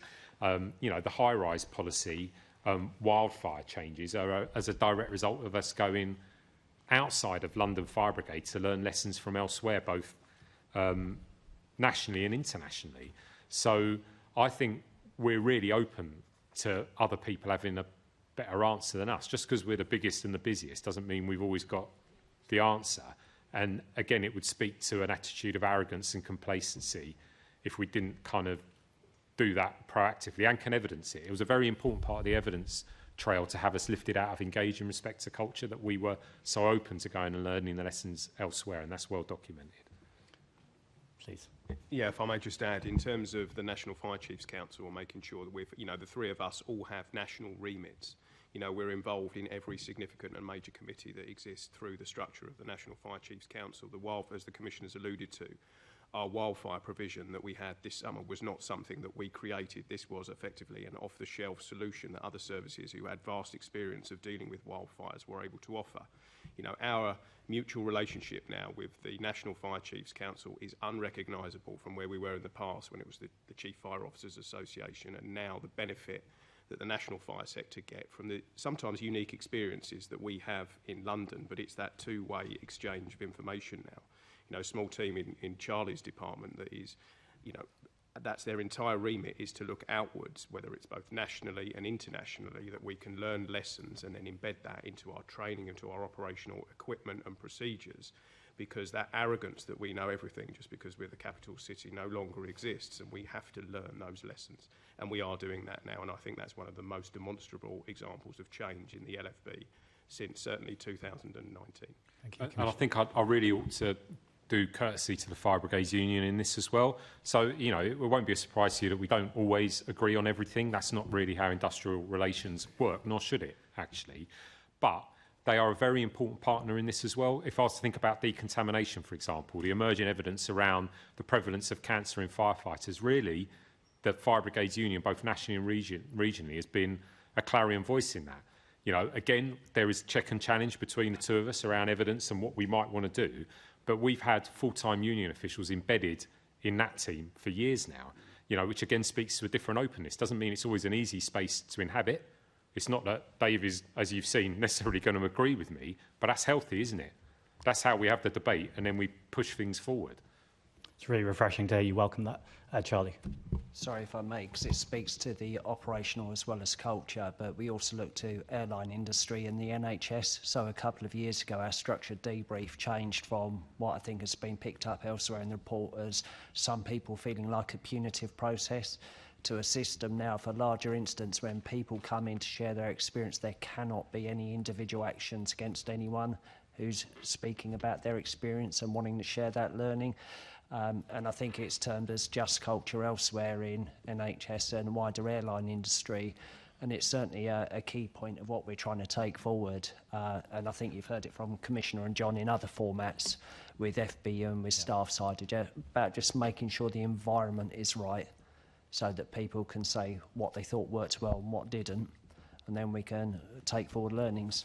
Really helpful to know. On the point of cross-institution working, I'm also pleased that my colleague in the Lords, Baroness Bennett, has taken up the National Wildfire Strategy, so she's been asking questions there. Commissioner, just finally from me, reading the report, heartbreaking. I don't need to tell you, you were there. And after the heartbreak is kind of the anger, is there's just this litany of, and I'm aware of the legal advice, but people who are named who the report suggests have done some serious misdoings, and that'll be for the police and the CPS to decide.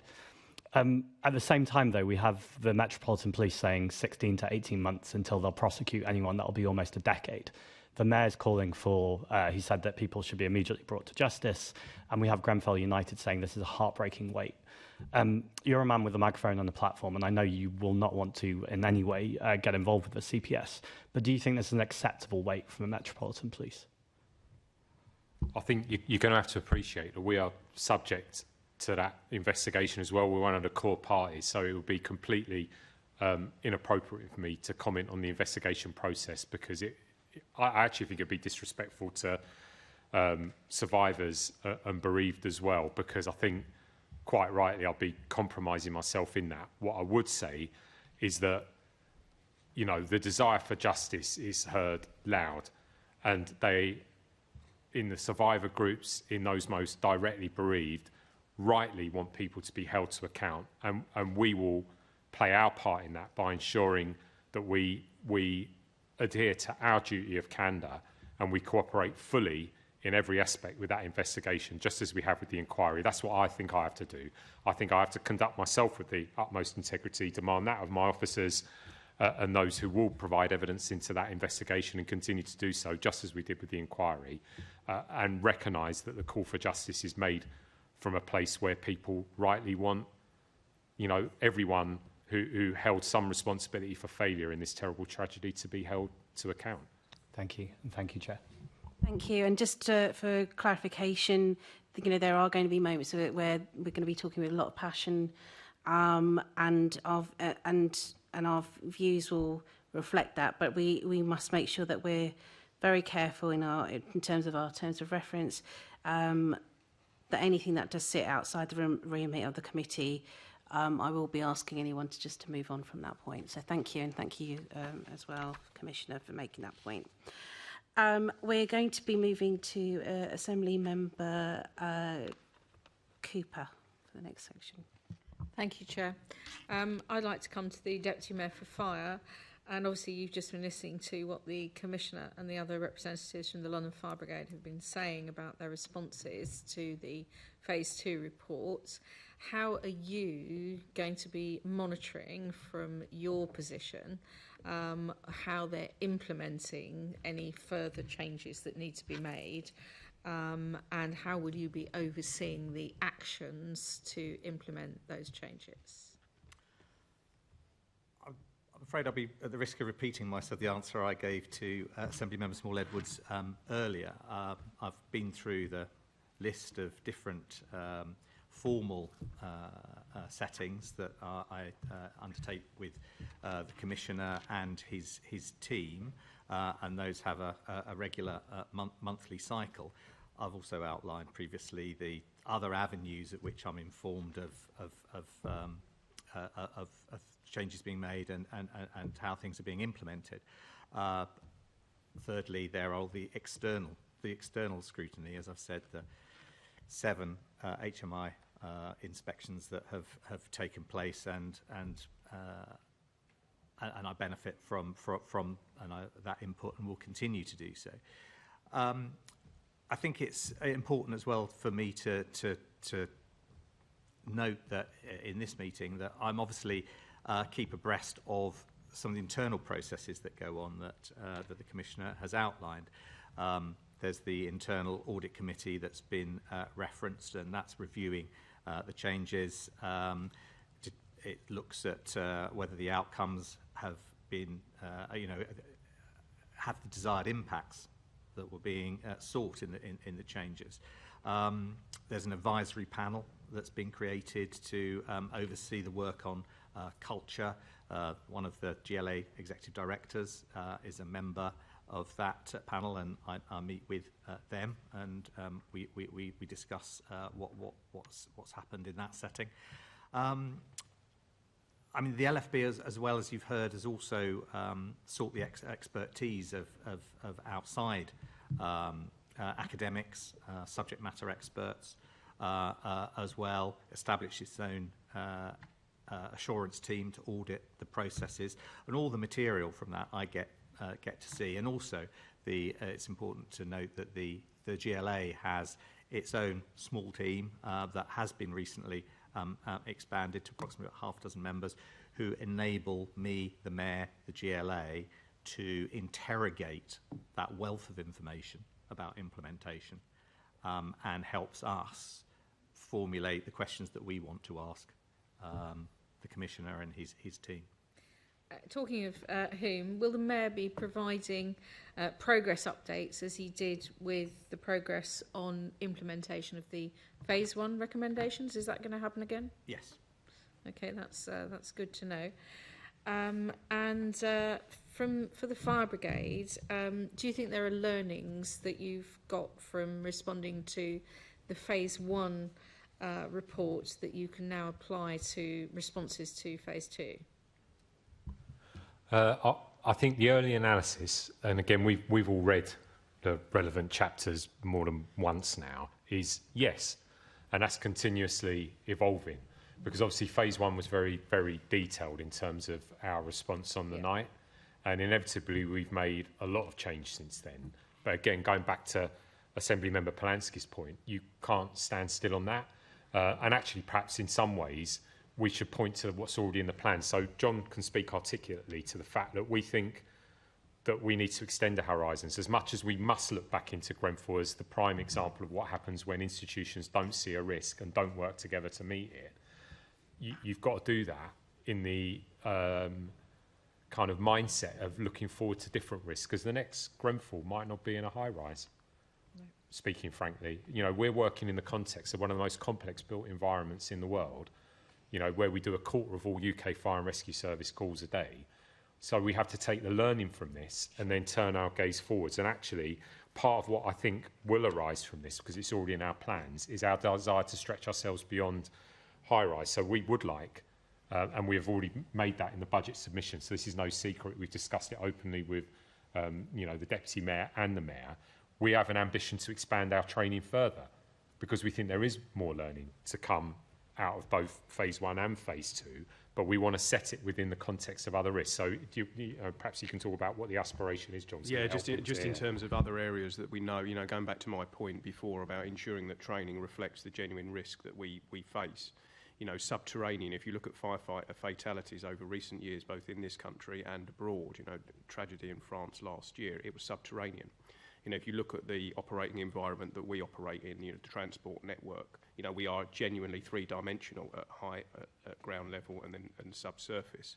How we have phased evacuations, over 900, hospitals and care homes that we have to think about. All of these things have to be factored into our training schedule on top of everything else I was saying before, whether it's wildfire, marauding terrorist attack, continuing to make sure that our high-rise response is where it I have to say, you are speaking to one of my personal nightmares, which is someone's got one of these e-scooters on charge in an underground car park, and we end up with a lithium-ion runaway incident in a subterranean area. That is something that I wouldn't want to see. And that's exactly right. And we know that's a risk, and we have to plan and prepare for that. So we've got an internal training team that is looking at how we can use the most realistic training venues, working with our colleagues in Babcock to make sure we are putting firefighters and control officers through the types of scenarios that we know that we're going to face. These are not just perceived risks, these are real risks and realised risks that we have to be prepared for. And just in terms of the recommendations and the learnings, and I'm sure we're going to come on to control,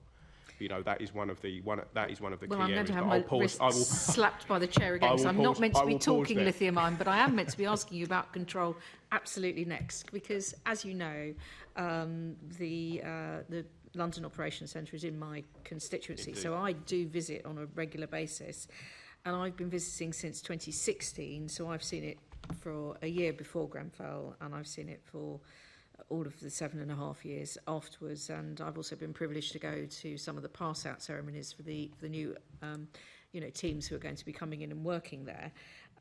You've implemented a lot of changes that I've seen in response to Phase 1. There was a lot of commentary about the response on the night. Looking at the Phase 2 report, what additional changes are required in control? If I might start. So inevitably, we're going to challenge ourselves in terms of change across the whole business. It would be entirely disrespectful to receive this report and not think that there might be more to bear. But we will need time to work through the recommendations and analyse that in the detail. What I would say, though, if you want a really poignant example of what change feels and looks like, both in respect to control and the wider organisation, is I took a phone call on Dagenham at 3 o'clock in the morning a couple of weeks ago that was almost identical to the phone call I had experienced nearly 7.5 years earlier to then be deployed into Grenfell. The incident commander we mobilised into that incident was the gentleman who I had, whilst in command of Grenfell, put up inside the tower when I took over to try and get a grip of the operation. The control room watch officer the night of Dagenham was the watch officer that had been on duty the night of Grenfell. So if you look at that chain of commissioner, incident commander, control room leader, almost identical to the night, but then you look at, the evidenced decision-making, kind of ownership, triangulation of information, that's your best evidence of system change, attitudinal change, kind of personal ownership of it anyway. And we will challenge ourselves in the space to make more. And I think some of it will be about emerging technology. The Fire Survival Guidance App was an industry leader, really. We developed that, and actually that's a good example of sharing it nationally. But I'm quite sure there'll be emerging technology that allows us to do better. We already use drones in excess of what used to be primarily a helicopter-delivered service through policing contracts. That may well change, again. So I think there's multiple avenues of possibility in terms of further evolving change. I think the strategic promise has got to be that we can't just tick a box and say that something's done. It's that continuous challenge to evolve and move further. And just to add on the Commissioner's comments there, 11 of the 29 recommendations in the Phase 1 report were specifically for control. They were. If you want to look at root and branch reform of a department within the organisation, is the control and mobilising function within London Fire Brigade, which I take very, very personally in terms of the journey that we've been on. If you look at the organisation now, if you look at the London Operations Centre, it is now genuinely the London Operations Centre. You know, hitherto there had been the disconnect, and it is referenced in the report. Large, it was referenced in the report that I did on the control and mobilising function back in 2019, and was the instigator of the control improvement plan that's been running ever since. If you look at the 6 elements of the Phase 2 recommendations on control, and I'm doing the gap analysis with colleagues in the control room at the moment, you know, we are confident that we have addressed those recommendations. But the Commission has already alluded to the fact the shared situational awareness that now exists in the control room, whether it's the Good Sam app, whether it's drone technology, whether it's the HeliTele, or it's still the ongoing news cycle that we're able to flash straight into the control room. The direct link that exists between the senior control commander, and that's an important change we've made, is that you've got genuine control command, because calls start and finish in the control room. The first incident commander is the control commander. You know, these are lessons that we have taken away from, or not just the Grenfell Tower fire actually, but the Manchester Arena bombing as well. You know, what happened in 2017 should be a stark reminder to every chief fire officer and commissioner in the country about the critical role of control. You know, the control room layout is different so that you've got proper supervision now. The technology that exists for control officers is well in advance of anything that we had before. The Fire Survival Guidance app we drove, and we've now shared that learning across the country. Talk Group 20, which is a way of other control rooms being able to take overspill calls, is something that London control officers drove as a result of the learning. The annual refresher training, which is now embedded into everything that control officers do, particularly around fire survival guidance, but also around major incident and terrorist attacks. That's an ongoing cycle of training that has brought a level of professionalism which our control officers deserve.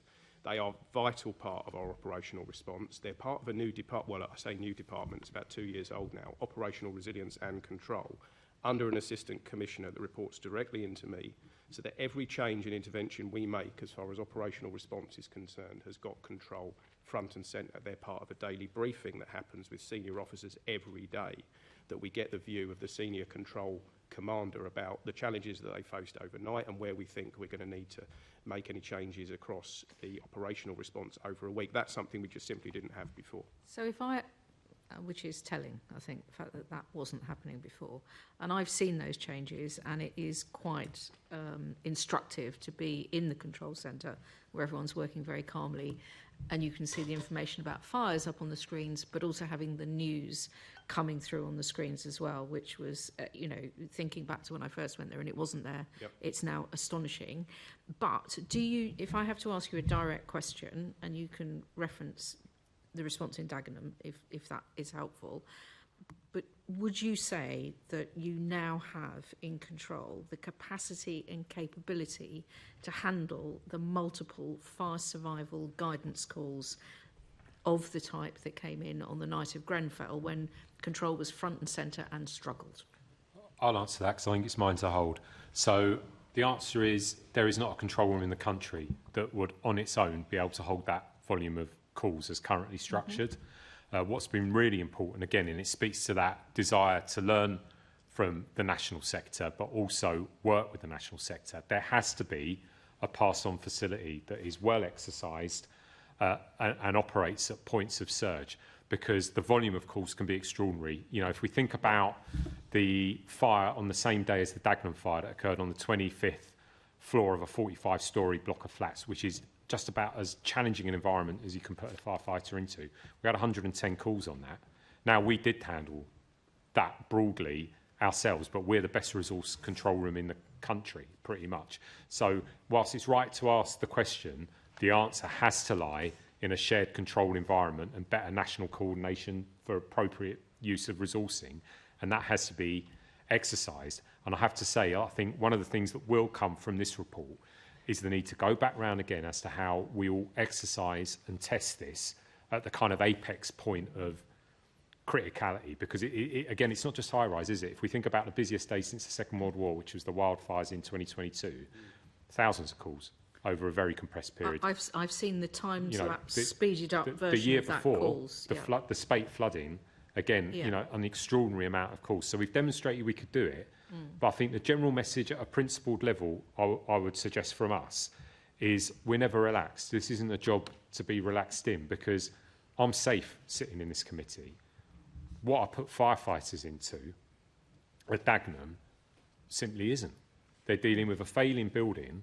They're taking extraordinary decisions at the most junior command level in the first moments. They're putting themselves at extreme personal risk.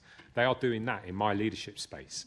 So I owe them a lot, and I owe them to be honest when I come here, to acknowledge, you know, whether it's the points my colleagues from the union made or elsewhere in our scrutiny, where we need to do better, and more importantly, to listen to them if they tell us it's not working. And we do have many examples of where we've done that, not always successfully meeting the challenge. So I think it is very much in the culture of the organisation as well. It sounds as though, and having seen it, I know that there have been so many changes, but what you're still saying is to get the proper capacity, you need some distributed capacity through link-up and ability to pass on to other control centres when there is a moment when there could be overwhelming numbers of calls. I think we've done it, and I think it's there. It's happened. Do you think that's now in place? I'm just very reluctant in the context of the risk we hold, the dynamic nature of very large incidents. You know, I've run very many major incidents, as have my two colleagues here. The start of a major incident is invariably chaotic.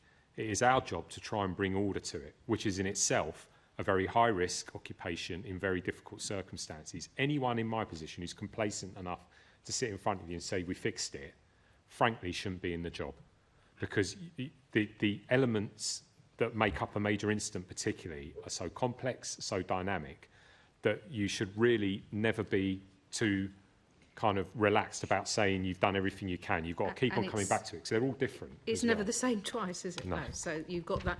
And so one of the important things which you were referring to, obviously, is having that training on a regular basis to make sure that when the incident, whatever it is, never the same as one before, happens, that at least it happens in the context of really good training. And in terms of control, you referred to that training. So that refresher training, making sure that people are on it at all times and ready to spring into action in that controlled way to bring the order to the chaos. Well, also, John's spoken to it, but the integrated nature of it. So actually, so we've taken back ownership of senior officer incident command. So I hear the challenge around the Babcock contract and its agility, but my experience is they're very good at delivering us high volume, lower complexity training.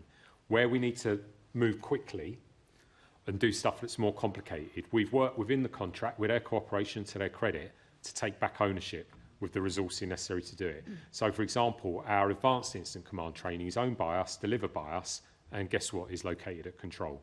Because you cannot separate out incident command from control. They're all incident commanders. So we deliberately located it there to ensure that you're driving that ethos at the centre of how we do business. But again, one of the things that I think will come from this report is we will need to challenge ourselves again on incident command. I think we could make use of further investment there. I welcome the idea of a National College of Fire. I would like to see a principal command course like policing has delivered out of a national college. I would like to see more senior officer training delivered to a consistent national standard out of a fire service college. So I think it would be, again, both completely disrespectful and complacent not to recognise there'll be more we can take from this moment for both the London Fire Brigade and the National Fire Service. Just some additional points, Assembly Member Cooper, if I can. So one of the things we can do in the layout of the control room is create now a major incident pod.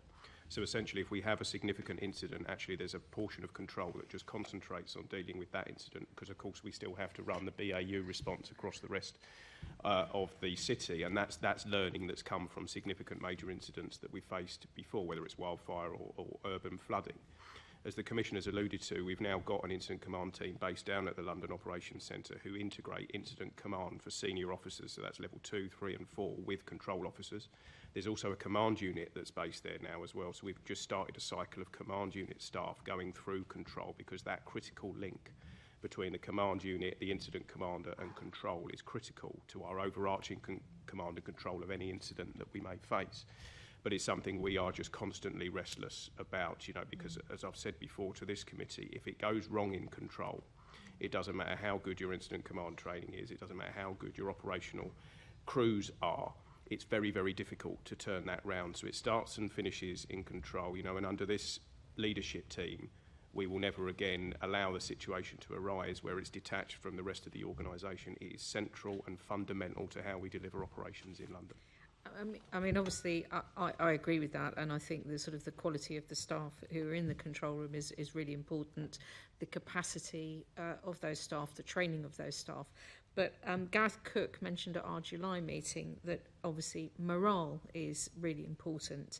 So what are we doing to make sure that the morale of the staff in control is at the highest level possible? Because he was saying at that time we still have movement forward that we need to make on this. And I think morale is critical, particularly if you are then going to ask people to either work very long shifts, which some of them have done, and also some of them have just come in when they've been off and they've seen the news and have then come to back up their colleagues when they've actually, you know, they've been on a rest day. So morale... I would like to extend the answer because I think it is for the whole organisation really. So you're absolutely critical to control, but it's the same when you're putting firefighters into the sort of spaces we are, and actually it's the same when we're asking teams under real pressure to drive change actually. So the answer is you've got to have a really good wellbeing offer. You know, it won't be lost on this committee, who, you know, have done kind of repeated and rightfully so examination of the cultural kind of inadequacies of the London Fire Brigade historically, that we have invested a lot of money in a phased change to our wellbeing support and HR services. That change, that phase 2 package of change to HR has just been enacted. I think I need to see the end results of that to ensure that we're really improving. So I think our wellbeing offer is large, but will need to be driven into a better gathered offer. That, you know, that was clear from previous reporting into this committee, and that having made the investment, you know, with the support of the Deputy Mayor and the Mayor, we now need to see some of those changes come through. So 24/7 HR helpline. Yes, we've got very good counselling and trauma, but not relying just on that, actually continuing to embed and build on peer support in terms of mental health first aid and better peer trained trauma responders, which again we've made good progress in, but it'll just be complacent not to say we can always do more around wellbeing. So again, both structures around wellbeing and then broadly leadership. You know, we've invested over the past 5 years, you know, enormous sums of money, again with great support from the, you know, colleagues in the GLA, the biggest face-to-face leadership programme and engagement programme that LFB's ever seen. But that itself needs reviewing and is indeed currently under review, will change again, because from my point of view, how you feel day-to-day in work is nearly always impacted in the first instance by the person who's immediately leading you, and then obviously stretching all the way up to the top of the organisation. And there will always be more to do there. We can always do better there. So I think the answer is both in the focus on leadership, the systems to support people, and recognising that when you're asking people to do really difficult things, you can, again, never be complacent enough to think that you've somehow fixed it. We can always do more. And sometimes that support afterwards as well. Perhaps you could comment, not just the keeping the morale up generally, but when someone's gone through something. I mean, Andy just mentioned, you know, trauma counselling and things like that. I didn't take 1,000 phone calls on the night of the Grenfell Tower disaster. Obviously, the people in control weren't on the fire ground and also weren't residents in the block, but they did hear, you know, they spoke to a lot of people. What kind of support have we learned anything from that? We've learned an awful lot in terms of the welfare provision that's required, you know, proper debriefing to make so every significant incident that we have has a proper debriefing so that we can identify, you know, where there are areas of learning, where, and from a welfare perspective, where people are going to need additional interventions. You know, that's all the way through to the counselling and trauma service that provide that very high-end capability, all the way through to actually just having the ability to sit down and chat with peers about a particularly difficult incident. You know, we've got nearly 300 mental health first aiders now across the whole of the organisations in control on watches throughout other FRS departments. It forms part of our cultural transformation programme that the ongoing welfare offer is there, because it is critical in terms of how we deliver our services. Just in terms of the morale question that you were raising, Assembly Member Cooper, in control, there's a number of things they've done that have really helped. There's a monthly newsletter called Headset, which is written by control officers, where they're able to talk about everything to do with control, and it's written by them, has nothing to do with us corporately, and it's excellent. There's a Control Officer of the Week award that's given out and has been very well received, so that people's efforts are properly recognised. And fundamentally, things like the layout of the control room wasn't designed by a senior officer like me. That was designed by control officers telling us what they needed to do the job that they need to do. And that has helped move us from a position when I took over in 2019 to where we are now, where there is a buzz about the control room in a way that there wasn't before. But that doesn't mean we are not constantly restless about the performance of control and making sure it's got the support that it needs, because it is critical for all the reasons which we've spoken to before. We think about morale quite a lot, actually, because change is really hard. You know, we've pulled the brigade through a very, very difficult period where, you know, let's be honest, for a lot of rank and file firefighters who were unbelievably heroic on the night of Grenfell, there's a great disconnect between what they put themselves through and then the criticism that was laid at the feet of the fire brigade, and very much rightly so. That's then very hard to hear from the people who lead you, that criticism was rightly made of the institution and changes had to be made, and you were going to have to be part of that. So I don't underestimate the impact the volume of change, particularly on watch officers, brought. You know, we've put them under colossal pressure for years and scrutiny, and not all of the change was easy to deliver, nor did we always get it right. Again, it'd be arrogant to say so. So I think about this quite a lot, because we're asking them to do difficult and dangerous things. Do I think we always get it right? No, I don't. I think all you can do is be open and honest, try and seek a relationship directly with the shop floor. I think there is nothing more important than, and there is a mandate there for our senior uniformed officers. I expect my senior uniformed officers to be on the shop floor every week, because if you go to the shop floor, I am going to find out if your shoes don't fit you, whether we ordered the wrong trousers, whether I haven't got the right PPE, and I'm not going to be able to ignore it, because I'm going to write it down as well and then seek to do something about it. Now, whether people are always comfortable at either the pace we move or the solution we find, well, don't worry, they will explain to me again when I go back out again. And that's kind of that's the secular nature of what we sought to do. That engagement wasn't one-off. You know, that's got to be a constant rhythm. And then actually, I think in terms of morale and welfare, you have to listen to your partners. So I hear what Dave said at the start of this meeting around his answer, which was, do we think we're looking after the welfare people? His answer was yes and no. Do you know what? He's probably right. You know, yes, great intent. Yes, a lot of services. Can we do better? Definitely. Because I'm acutely aware I put actually 900 people through the Grenfell Tower incident in the first 12 to 13 hours. 400 of them have left the service.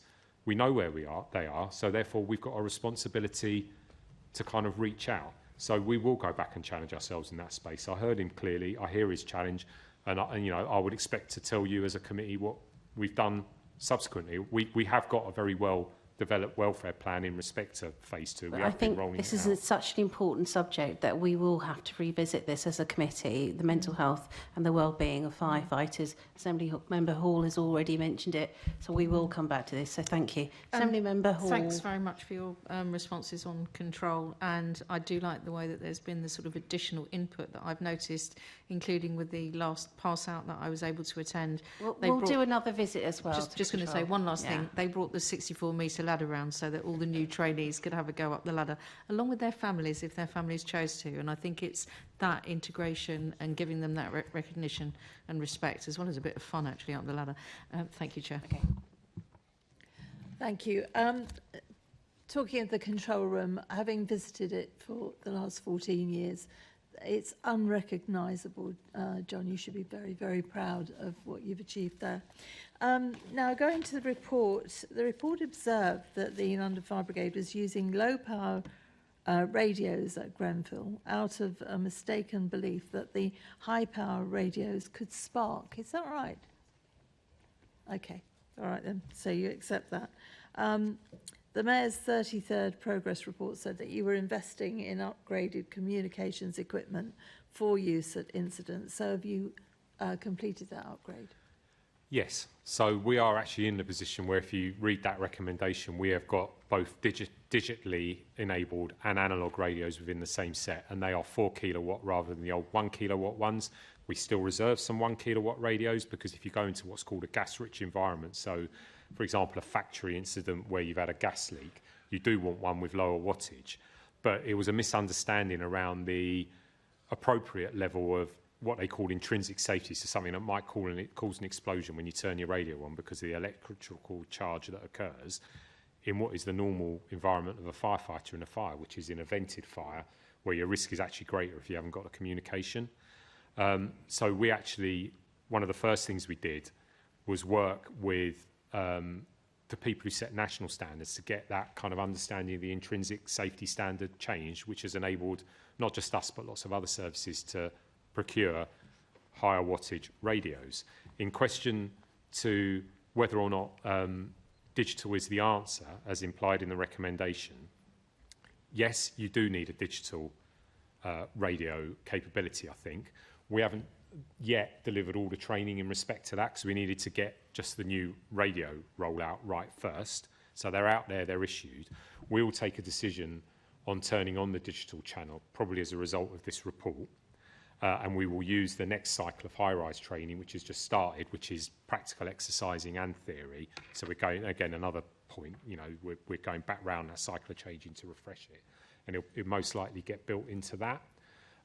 We have to say, though, that in the London environment, and it's clear I'll go on the record for this, digital isn't the complete answer because so many of the systems inside, for example, London Underground, inside tall buildings such as the Shard, for example, rely on what's called leaky feeders. So a kind of wired system, like a Christmas tree of wire inside a building, which our radios feed off, and that is analogue. So you do need an analogue service in London as well, because there's lots and lots of infrastructure in London that relies on you having an analogue radio which will work in that kind of dense urban environment.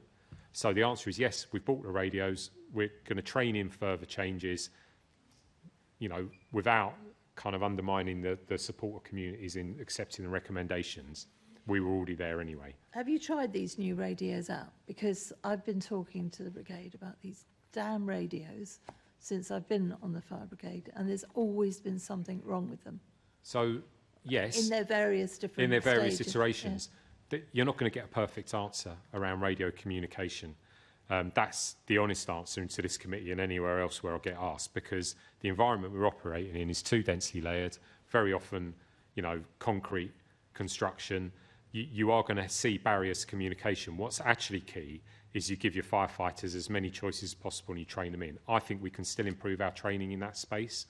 Personally, I've never run a major incident where you didn't have a complex comms plan which involved both digital, analogue, and I include Grenfell in this, even though there was terrible failures there, we found the kit didn't work, which I've also been clear about in previous committees, and runners. You very often have to rely on all three in a dense urban environment, both the physical kind of taking of information into a sector, as well as every single form of radio communication, the FSG app. So actually the answer is to get layers of communication, because no one thing, in my experience, ever quite works. Yeah, you see, this worries me a bit because we've been talking about radios failing in very large fires for as long as I can remember.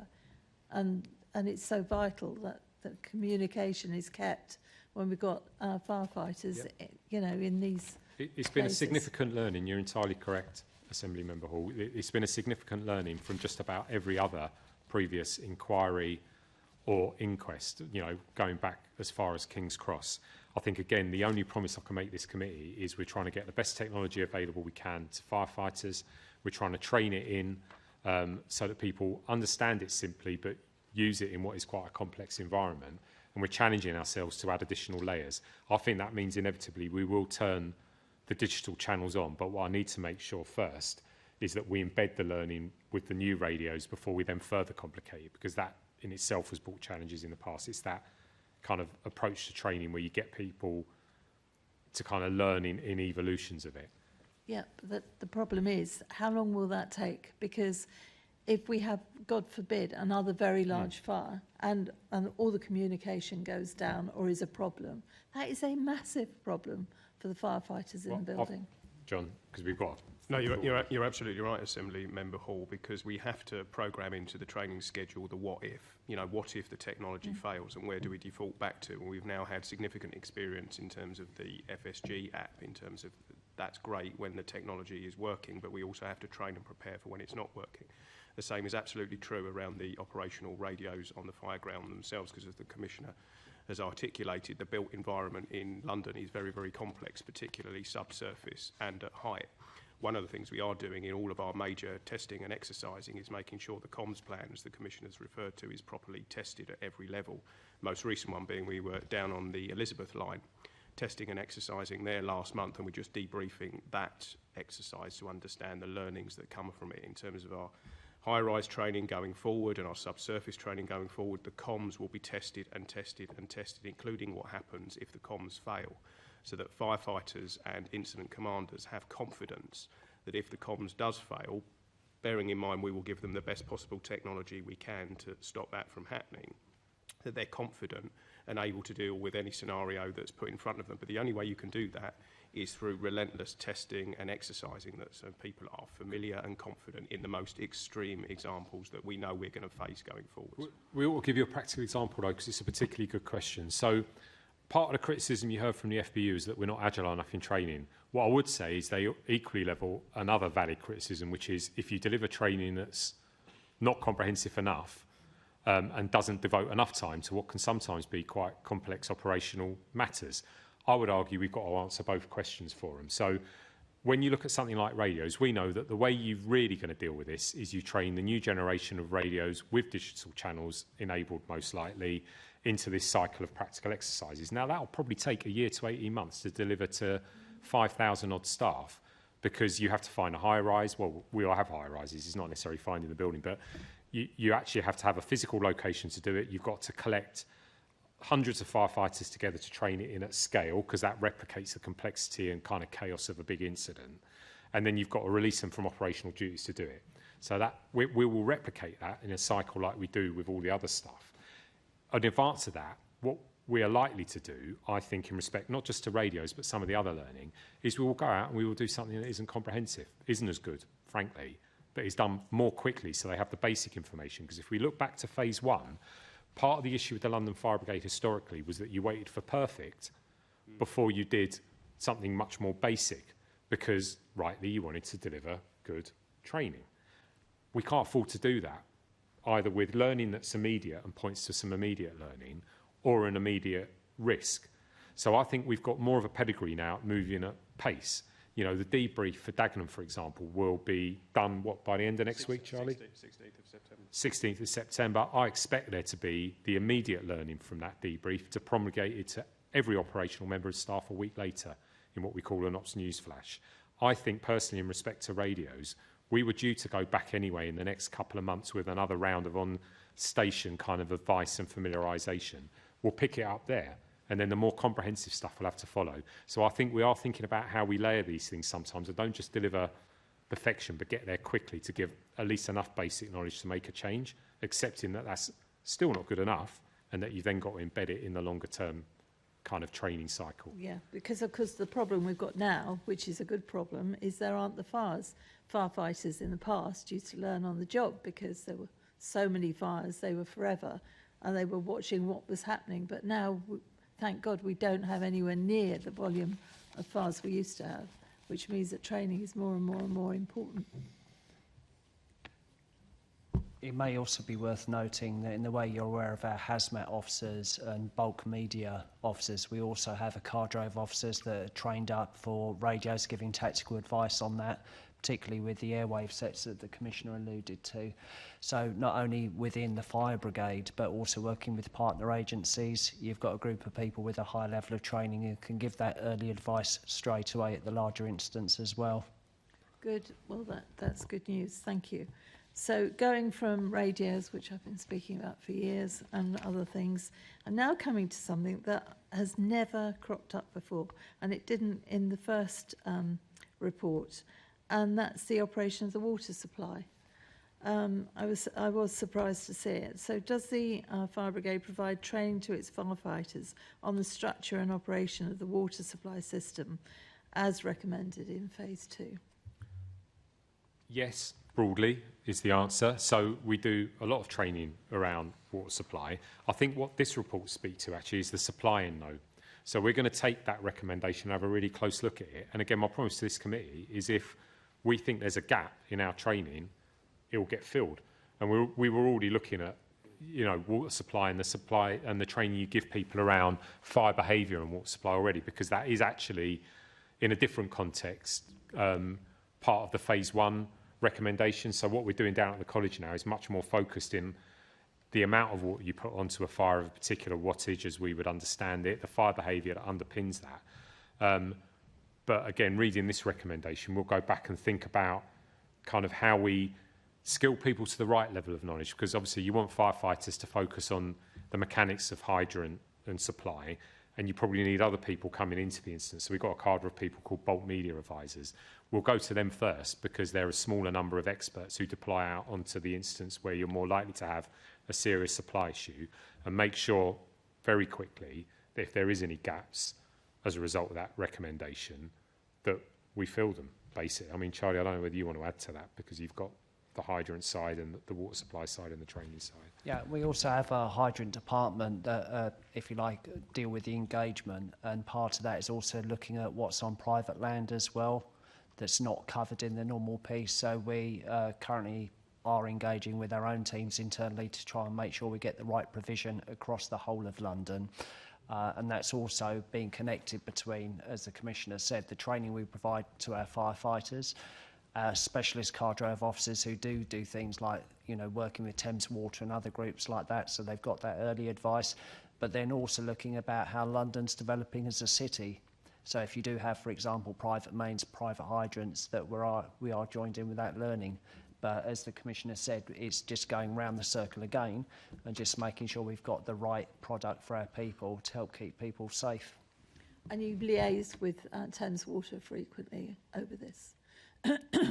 Almost continuously, yeah. I mean, particularly through the hydrant team and that function inside the fire safety department, yes. Although I do think this report will give perhaps some extra motivation to the supply companies, because it's not just Thames Water in London, there's a number of utilities that are on our patch, to actually look at their own responsibilities, because there is a responsibility for them in there in the infrastructure. But, we take our duty seriously in that regard. I mean, John, you may have some...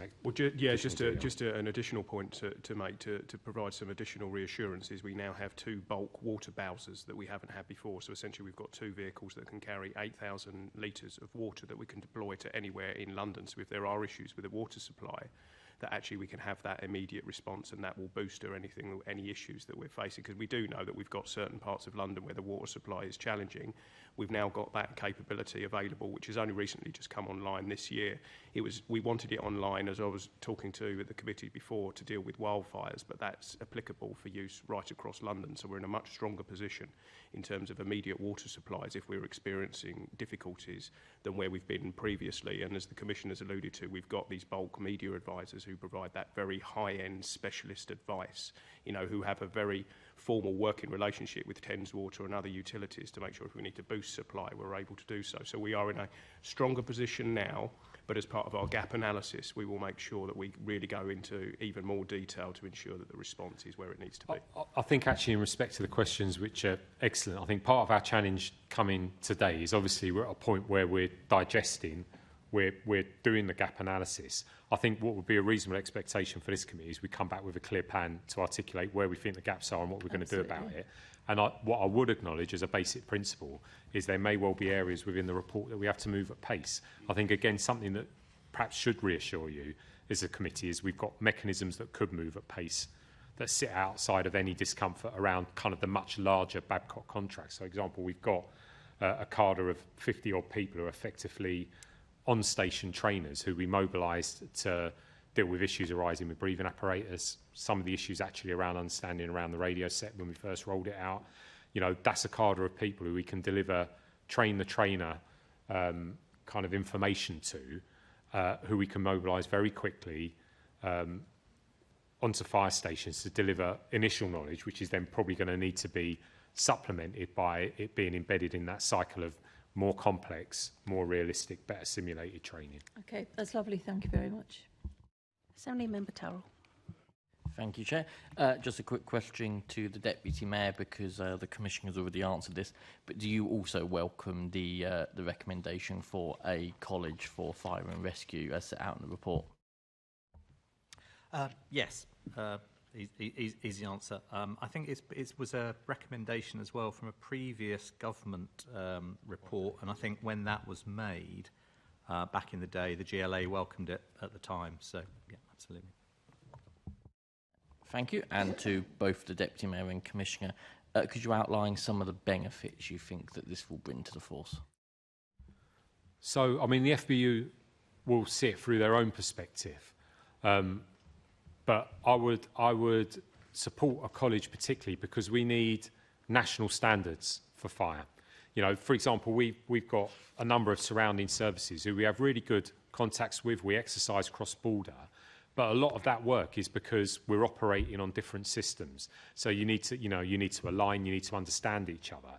The more the national service, regardless of what brigade or fire and rescue service you're in, can operate to a completely commonly held understanding of either process, procedure or use of kit, the better. Obviously, if you've got a national centre of excellence that drives those standards, does it in the detail, and there is a mandate to adopt them, that's got to be for the benefit of the sector. And I don't think there's any stakeholder I've encountered yet who doesn't welcome it. What I would say here, though, is it has to be properly funded. So if we look at the College of Policing, you know, that is a powerful institution with commensurate levels of funding that sit behind it. We operate in a complex space. You know, we do just about the highest risk command and control activity outside of the military.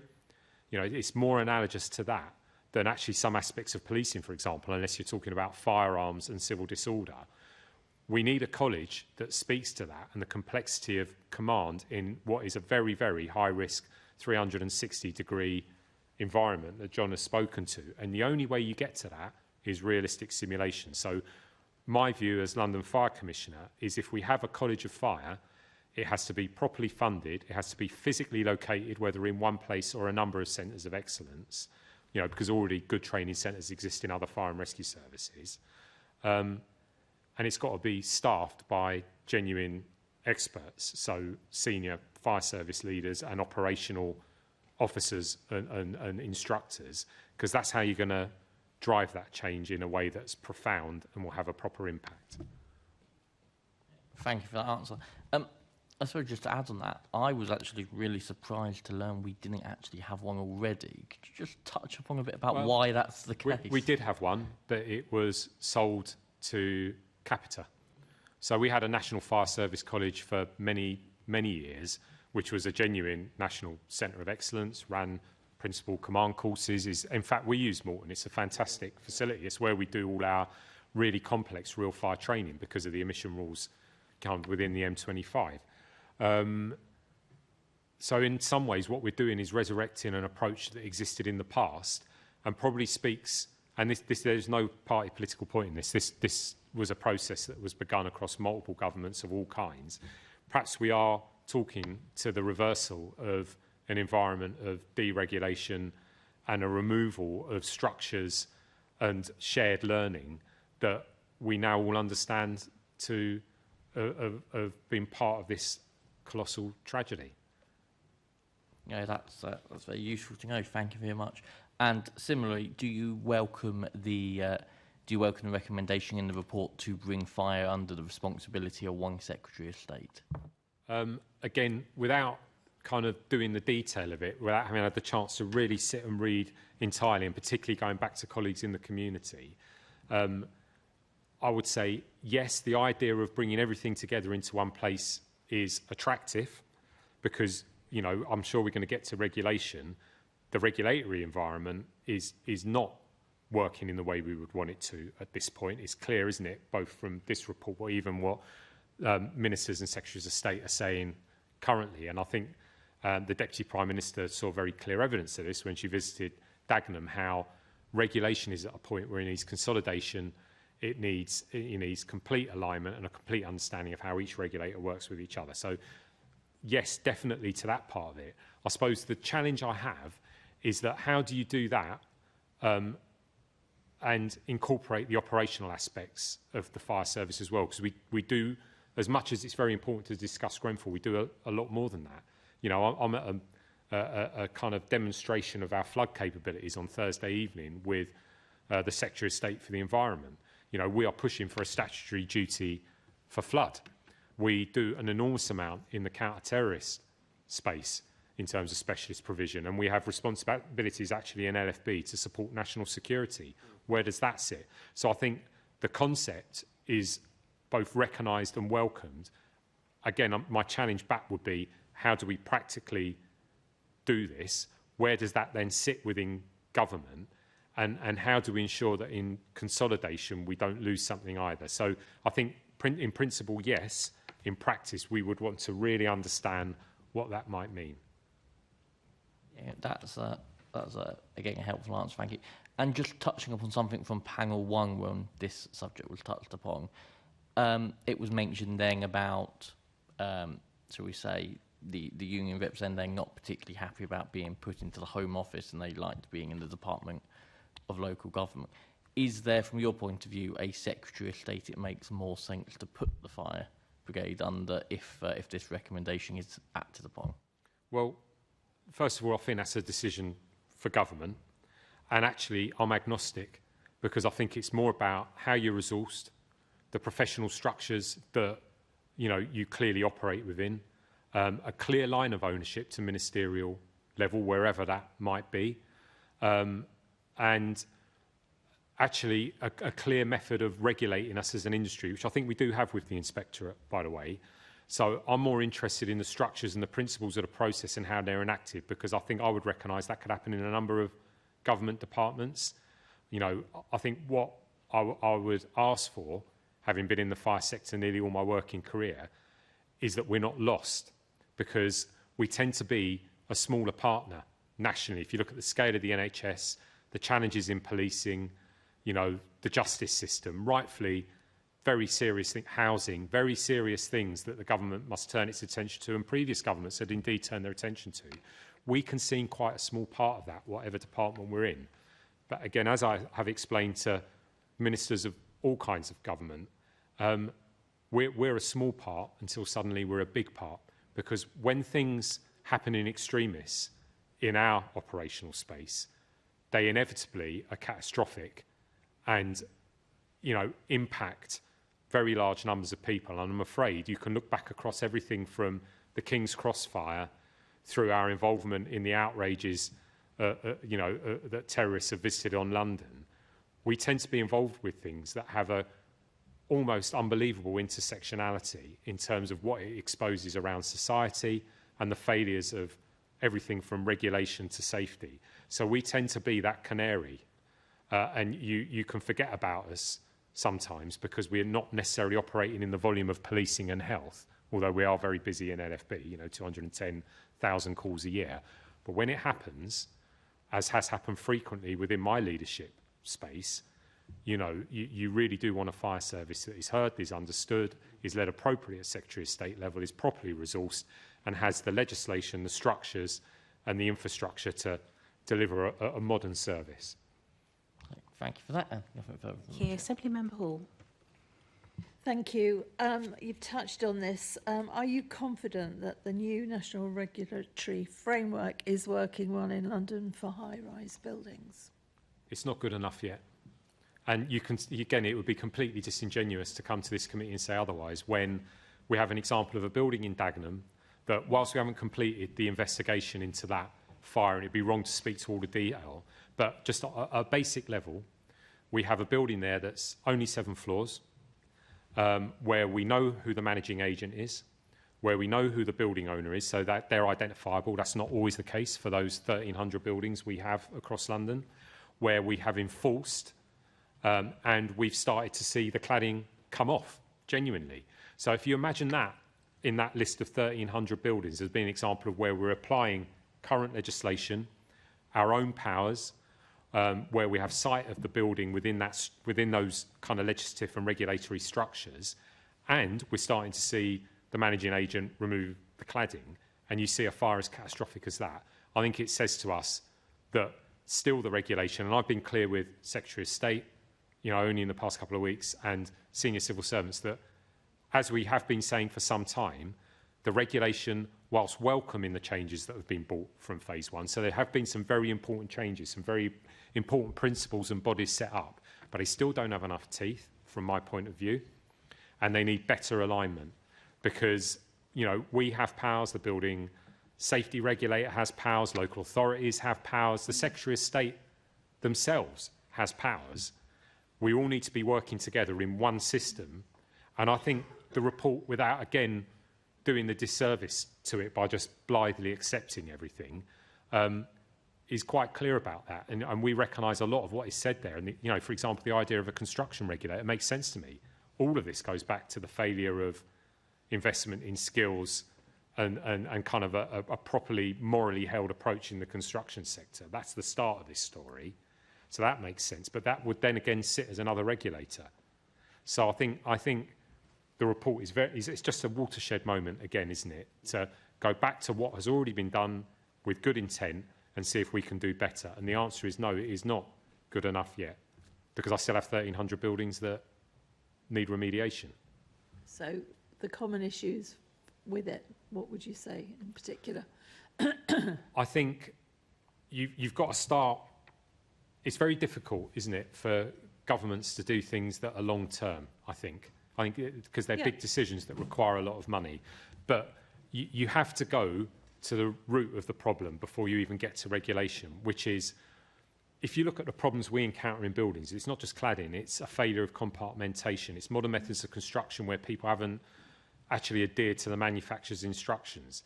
It's actually about understanding how materials might react to the testing regime that tests those materials effectively.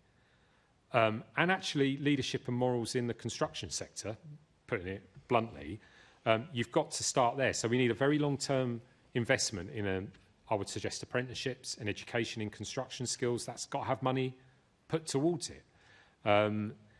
You've got to start there. We've got to look at the issue of private competent inspection. You know, again, the report is very clear about that. And from our point of view, there are very significant vulnerabilities in that system. You know, we have an example of a building. I mean, Charlie, perhaps give that example where we've seen a private competent inspector go bust and the end results of that. This is very recently. Yeah, it's one of many challenges, sadly, because the Commissioner alluded to, out of round about 800 high-rise, 200 of them have got compartmentation or cavity barrier issues, which is, if you like, the hidden problem, as opposed to cladding that's very visible. But we have a block where the planning went through before the London Plan came into effect. So it's a very tall building. It's apparently 49.99 metres tall, because at 50 metres there's a requirement for a wet riser, which gives greater capacity. There's a single staircase. There is no evacuation lift. And now the approved inspector has folded up, basically. So the building now is going across to the building safety regulator. We have not been cited at the consultation. We have concerns that the information about the external cladding has not been forthcoming. We have concerns about the structure, if it's continuing to be built or finalised, if there hasn't been those checks in there to make sure that those cavity barriers and compartmentation pieces are in place. And we've got most of all, and I think not only in the volume that refers to us, but volume 4 of the report actually speaks to the importance of detailed inspection. You know, you cannot just do it by desktop.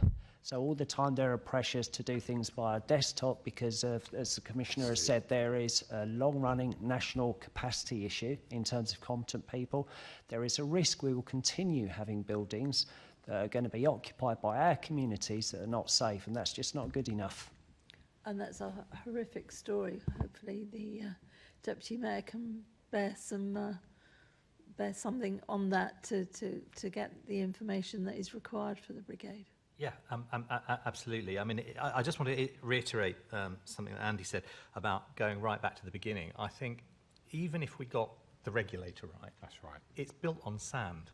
And that sand is the woeful inadequacy of materials testing and a solid certification of building materials that the industry can rely on. And I know we're all working our way through the detail of the 113 chapters, but there's an excellent chapter in the report that goes back to the Fire of London and the recommendations and changes to building control and materials testing and rules and regulations about building, and from when they went through bylaws and then went national, and all the various iterations that happened. And it's really instructive about what happened, particularly in the 80s, but there's some things in the 40s as well, but particularly in the 80s and onwards, where this fundamental change about how we get things through the system rather than is it safe?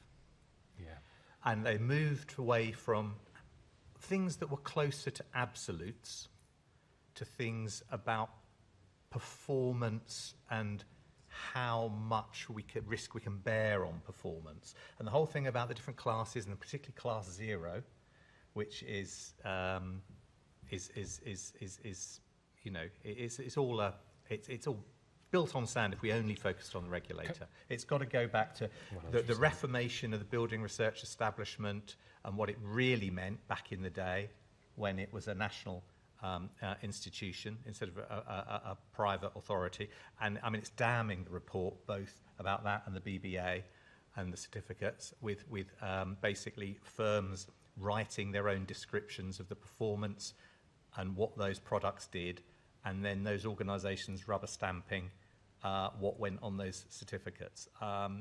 All that needs reform for something to supply, a solid underpinning that regulation then can hold them to account on. Can I just say something in addition to something? Everything you've said is so important. There's not a single thing there I would disagree with. I just want to make the point within a context. I'm conscious I'm sitting here as the Fire Commissioner, speaking to the terrible events of 7.5 years ago. I want to be clear that everything I say in this space around regulation and the wider issue, the context, is in no way an attempt to avoid the responsibility of the London Fire Brigade. Just to be absolutely clear, because I'm conscious that survivors and bereaved will be listening to this committee, and rightly so. I want them to hear that I understand, and I understand my responsibility, as I think to his credit does the Deputy Mayor, that when we speak of these matters, it's not to somehow absolve ourselves of our own need to change, our own need to challenge ourselves, and our own need to take responsibility for having to solve this. And I'd like to give you a practical example. I know that because I'm the person that is putting people on a daily basis in our 2+ high-rise fires a day and the many, many other fires into a very high-risk environment, I've got a responsibility not just to seek to change for the better of the London Fire Brigade, but speak on behalf of London firefighters who I am placing into that environment where I can see that there's parts of the system that just make it much more dangerous for them. So that's number one. And then number two, I think you can't sit as often as I have with the bereaved and the survivors without thinking I've also got a great responsibility to them to point transparently without attributing blame. This is not about blame, but to parts of the system that simply do not work. And I do not do that to excuse us, because we are, unfortunately, an absolute part of that ecosystem. I just want to be clear about how we fix it. In that spirit, I sat, as did Jules actually, with the Deputy Prime Minister in the round table, and London Fire Brigade, along with National Fire Chief Council, we've taken the lead to do a bit of meta-analysis I would welcome bringing to this committee, where basically we are just going to list all the problems, both the ones that are captured in this report with regulation and practical delivery of regulation, and the underpinnings of a built environment that would mean even if you had the best regulation, you might not know what's under the skin. We're going to write it all down. It's already started. It's actually fairly well developed already, that spreadsheet. We're going to circulate it with all the stakeholders, from local authority building control to the Fire Brigades Union to civil servants to the building safety regulator. And then against each issue, rather than just list a series of problems, we're going to dissect it into whether it is a legislative issue, and we have a lot of experience in this space because we've been working in this complex environment for years, particularly post-Grenfell. We're going to dissect it into whether it's a capacity issue, i.e., I've come to this committee repeatedly and talked about the challenge of recruiting enough fire safety inspectors. That's real, isn't it? I lose just as many as I recruit out the other end to private industry. We will speak to capacity issues in the building safety regulator itself. It's being asked to hold enormous risk with, from our opinion, potentially not enough people. We will speak to capacity issues in local authority building control. I'll be very surprised if that doesn't emerge from it. And then we will talk about process as well, because it's important that there is alignment and understanding across regulators how it all works together, that we have shared access to data systems, which we still need. So I think we're going to do the right thing, which is to dissect it that way. And then our promise to the Deputy Prime Minister is that we wouldn't just come with problems, we would identify perhaps sensible solutions to them as well, which we have also, because we are obviously at the sharp end of this, thinking about all the time. Because at the end of the day, as much as it's challenging to be held to account in a committee, what really keeps me awake at night is I'm still putting firefighters into those environments. And I know every single time we get one of those incidents at Dagenham, as much as we train them differently, as much as we've done our bit as far as we can with the regulatory tools we've got, so much of it comes down to the individual circumstances, the dynamics of the fire itself, and the individual courage of a firefighter. And actually, I'm not in a place where I need to excuse colleagues in the construction sector or anywhere else in that context.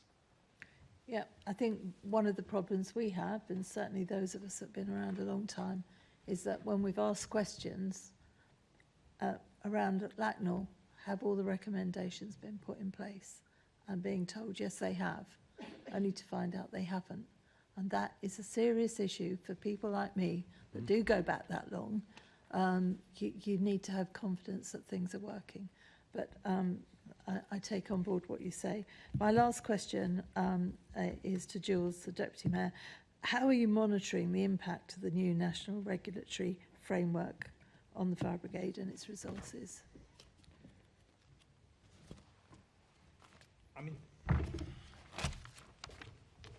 that area is actually under the Deputy Mayor for Housing, really. The building regulatory system comes under Tom. But obviously I'm kept up to date generally with the progress being made, which isn't far enough at the moment. And obviously going forward, I'm going to be interested in how it impacts, wearing my other hat, in terms of the built environment. But Andy has outlined the concerns that we have, and as I say, they're shared by the GLA, both in Housing and Land, and by the Deputy Mayor for Housing. Okay, and how are you going to be able to help Charlie on that particular building that he's told us about, with all the issues that are there, not being able to get the information he needs? Since you're the Deputy Mayor for Fire, how are you going to actually help the brigade deal with this? Well, by standing by them when they're in front of the Deputy Prime Minister and endorsing what they're saying, and make sure that we at the GLA are progressing this through the departments, the right departments, with central government. Okay, Charlie. Yeah, if I may, because there are a range of buildings where we have ongoing challenges, and I think part of the challenge of the new regulator has been the hidden cost in terms of capacity to us, because I think the Commissioner has said at a previous scrutiny committee that we are committed, we owe it to communities to try and get this, the new regime right or as good as possible. But it is taking up a lot of time. The building I've mentioned, I've already passed that across to the regulator, and then we'll be looking for a response back. And from there, if the response, we have concerns, that's when we then go back and look to escalate it via other pathways. But because it's now under that regulatory regime, it's right and proper that we express the concerns as first point there formally in a recorded way. Because, and again, part of the accountability is just making sure you've got a clear audit trail. And I think it's something that speaks to the report in general, that if we haven't done something in the right way, first of all, in a transparent, auditable way, then it's very hard for us to be held to account for making the right representation. So we'll definitely come back if we need to, and then look for wider support if we have the concern. And it might just be that if it is resolved, then it be picked up as part of the work the Commissioner's mentioned, because if it can happen in one instance, you might have an approved inspector who's gone bust, for example, who might have 100 projects. Absolutely. So it's just about trying to make sure we capture it in the broader context. And at the risk of repeating myself, it's not just the regulator, how much regulation is happening and how well it is happening in terms of the capacity, which we are going to have to address and fight for resources to make sure it's well resourced and can do its job. it's no good if all they're doing is regulating and enforcing the current Part B building regulations. That's all got to be revisited so that we're actually enforcing something worth enforcing. Yep, I get that. Thank you, gentlemen, for your answers. Thank you. Thank you. Just for clarification, you purposefully did not name the building, and we just want to clarify that that was for specific reasons. Yeah, and it goes back to, again, several years working with yourself in the committee. We have to be very mindful. While this one's not occupied, it might be somebody who's got a significant financial interest. So we don't want to cause additional impact to communities for hopefully something that is resolved, whether they have yet occupied the building or not. So we go with great care on that. Okay, great, thank you. And also, interesting points were being made about the recommendations from Assembly Member Hall, that the 29 recommendations were it reported as being completed. This was a self-reported outcome, so and just want some clarification on that. There will be a independent operational advisor. Can you just clarify that for me? So, whilst obviously we report progress, number one, I think complete is a dangerous word because it speaks to the past. I don't think you complete anything. I think you implement things and then you review and then you go again.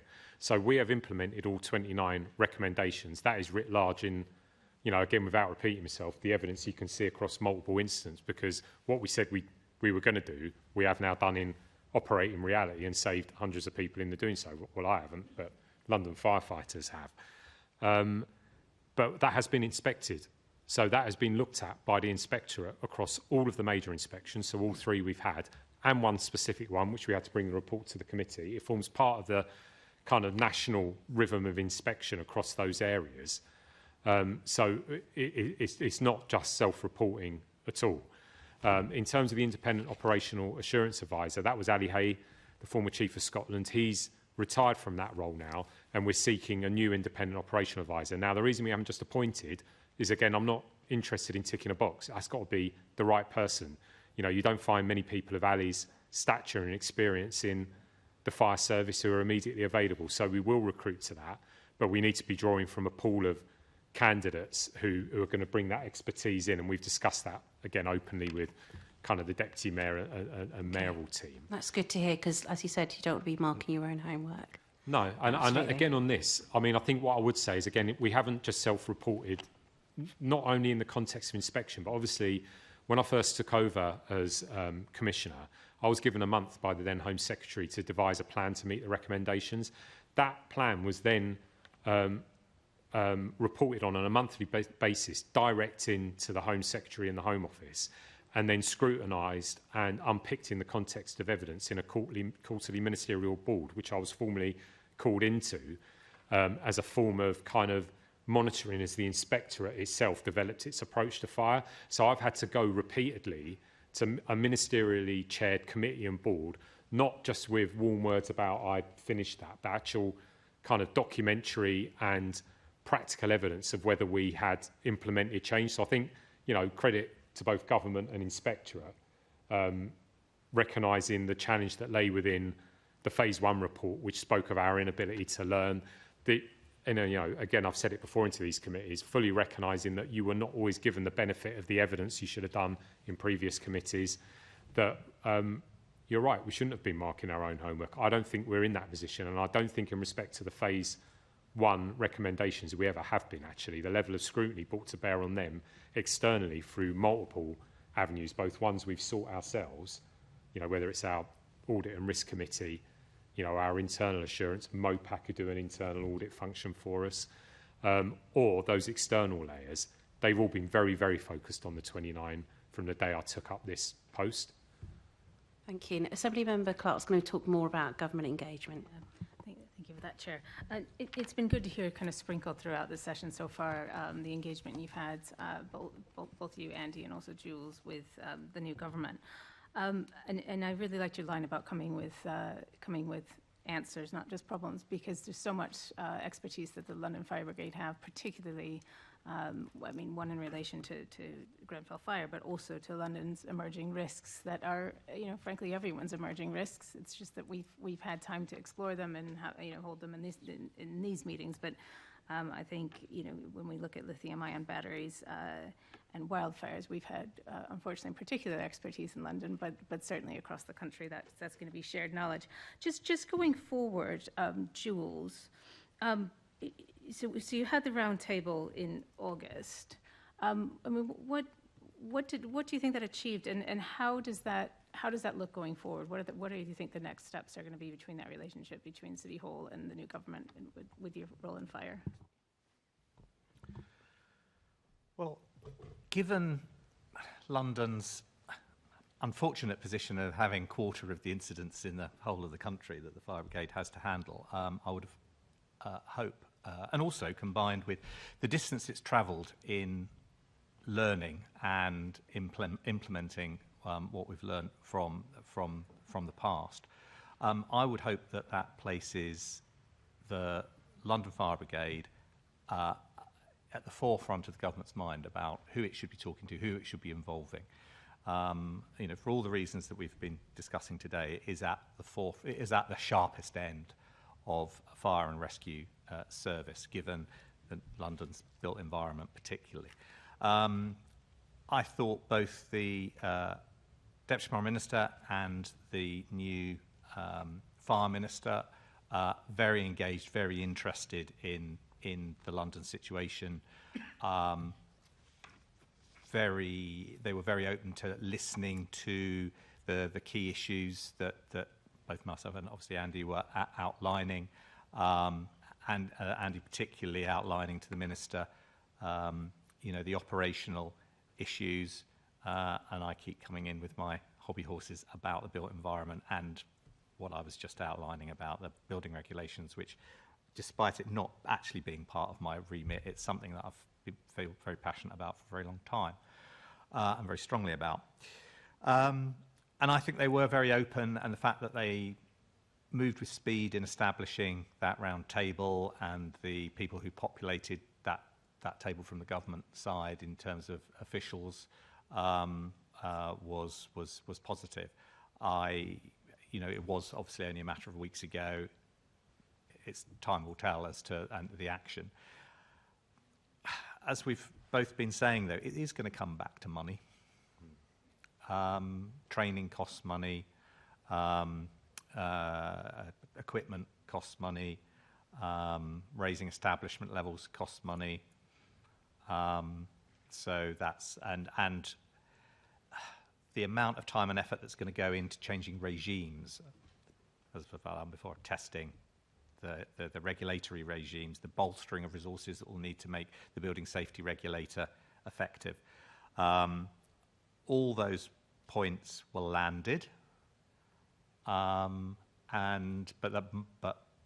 the challenge for the government is going to be finding the money to implement those.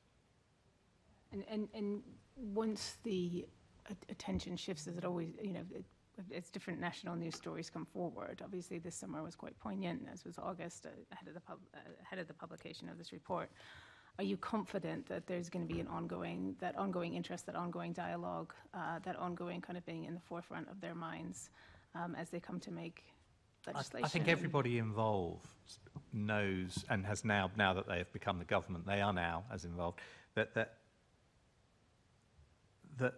we all owe it to the 72 who died and the relatives, survivors, families, nearby residents. I think everyone is mindful that we owe it to them to keep it at the forefront of our mind. We don't need another Dagenham to do it, to do that. No, I quite agree with you, and I think it is. I think it is at the forefront of their minds, and I expect that to keep going. Andy, just coming to you before I hand back to the chair. We've heard a lot about regulation today. How far do you think regulation can go? I mean, bearing in mind that you made that example earlier about sort of having foundations of sand, and so how far could regulation? Regulation can't solve the problem, but again, it would be completely disrespectful to both of this committee, the learning from the report, and most importantly, bereaved survivors community, not to recognise that regulation is a very, very important part of that kind of chain of ownership. So I think it can go further. I think it can go further in alignment. I think it can go further in terms of the resourcing of regulation, because you need people who understand buildings and can competently inspect them to enact the regulation. So that's really obvious areas it could improve in.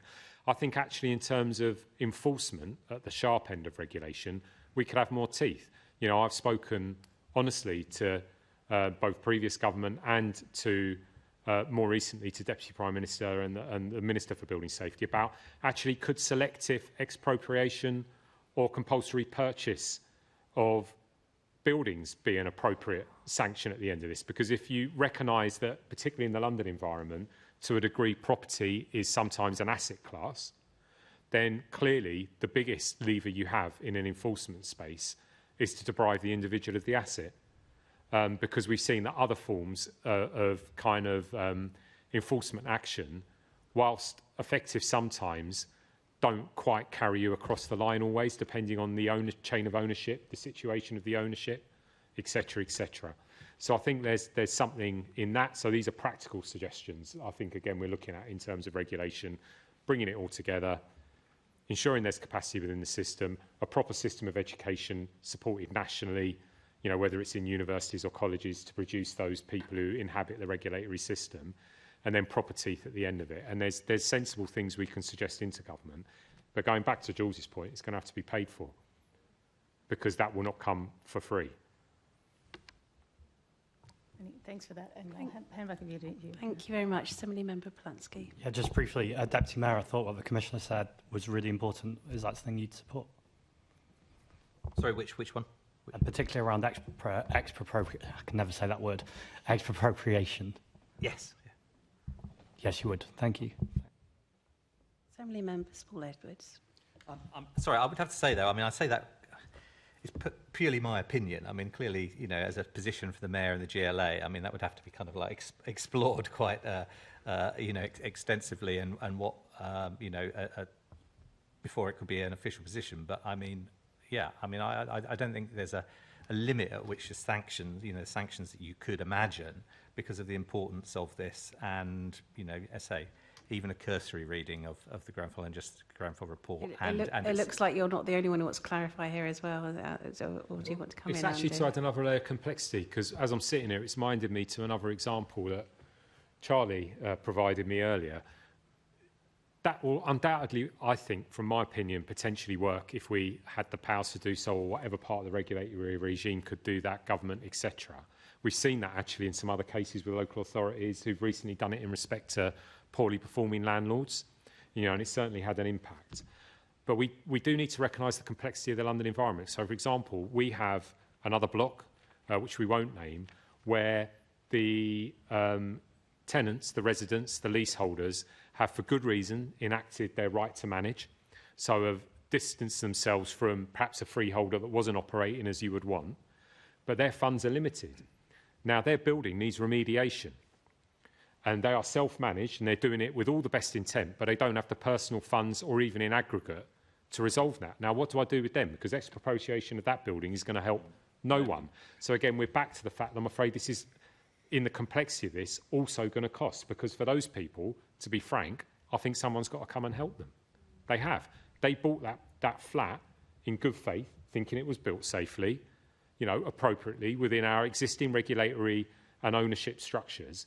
We have to recognise there is a societal kind of need there that I'm afraid any form of enforcement or regulation is going to fix, because they're not the enemy.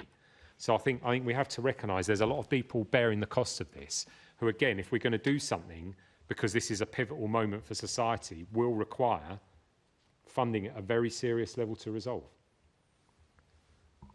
Thank you. Assembly Member Small Edwards. Thank you, Chair. My question to the Deputy Mayor. What can yourself and the Mayor do through the London Plan and planning controls to ensure that new buildings in London are safe? Obviously, there's an example in the previous London Plan, D12, that required the highest degree of fire safety to be factored into buildings at the design stage, at the earliest possible stage, rather than it being left towards the end of the process and building regulations. And obviously, as we embark on, well, more than embarked, on the refresh and the preparation of the new future London plan, we absolutely will be looking at the recommendations and all of the issues that we've been discussed today about what more could be included in terms of design, accessibility, and the opposite of accessibility as well, to be able to exit buildings, which obviously reminds me of another thing that we put in, of course, the requirement for fire evacuation lifts as well was another example that we put in. I would add, though, that our experience of attempting to do this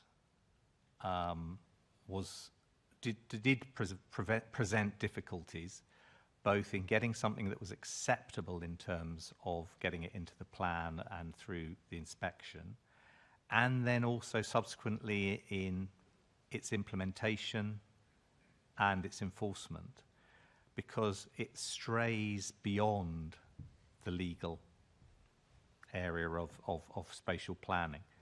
And what we don't want to do is put things down that are then in writing that are then toothless and unenforceable. And also that some people would regard as duplication, which again, the charges did come at the time that we were attempting to do it. We felt that very strongly that we were filling a gap in what we were doing. I mean, the LFB did welcome what we did in the London plan, and we did feel it was the right thing to do, and it filled a gap. Not everyone agreed and felt that it was as I say, it was duplication. So I'd say that we will embark on the new plan with the benefit of that knowledge now about the complexities of trying to fill gaps in other bits of legislation with the bit of legislation that we actually have under our control. So I suppose we'll be dual tracking in a way. We will do that, but the key thing is to do what we were talking about before, actually getting the bits of legislation that are meant to handle this, which is building regs, pushing to get those right. We've got a long audit trail, so I'm not saying anything into committee here that I think would be a surprise. We have a long audit trail where we were pushing for evacuation lifts consistently nationally for a long time, alongside considering practical implementation of second staircase in the London built environment. So practical, not just sort of playing to the gallery. We strongly supported what went into the London plan, but we've been equally clear in that audit trail and into central government recently that having a disalignment between your regional plan and national regulation makes it actually very difficult to achieve it in the London environment, because big developers, to be fair, can immediately point to a disconnect into what they're doing elsewhere. It doesn't make commercial sense for them where there's disalignment. I suppose what I would say, and this is about the spirit of looking elsewhere, we have looked carefully, the London Fire Brigade, elsewhere into other regulatory regimes. There is a very good chapter in this report about what else is done internationally. The one that caught my eye was not perhaps the most obvious one, which is Australia, which has dealt in a very forceful way across successive governments with clad buildings, but actually a quieter reference in there to the American regulatory regime, the USA. The USA is the most competitive commercial environment just about in the world, I think we'd recognise. It is a huge functioning democracy built on a capitalist model. And yet they have probably some of the strictest building regulation for high-rise in the world. It is so prescriptive in terms of their construction methodology, the levels of mitigation they place into their buildings, whether it be sprinklers or alarms or evacuation lifts or staircases, the method of construction. So my question to the sector, and I guess to government, because we're at the other end of it, is if the most kind of largest functioning democracy in the world with a really competitive kind of working capitalist economy where clearly huge developers are in play can construct buildings to profit in that environment against those regulations, I think we do have to state the obvious, which is why can't we do it here? And that's not a political point. I recognise that people who run big companies need to make money. They're important to the economy. Lord knows we will not solve the housing crisis without, you know, the very real expertise, energy, and kind of resources of the private sector. But I do think we need to bust some of these myths, because there are other examples around the world with well-functioning, you know, models of economy and commerce that seem to be able to do this in a safer way. Yeah, thank you. Very well said. Could I just come back as well, just to add something, you know, a bit more complexity? I mean, Andy rightly highlights that kind of tension between, you know, the commercial world and safety there. But another example is obviously the huge strides that we need to make on greener building techniques. And obviously, an obvious thing there is that the industry has brought forward CLT, timber-framed buildings, the need to address climate change with that, and things like green walls. That is clearly posing a challenge that we need to resolve, and that's something that the London plan will be looking at. I mean, the Mayor did act to ban green walls in buildings that people were going to occupy overnight in referable schemes. That doesn't have any weight in terms of, or limited weight in terms of what happens at a borough level in smaller schemes that don't come to us.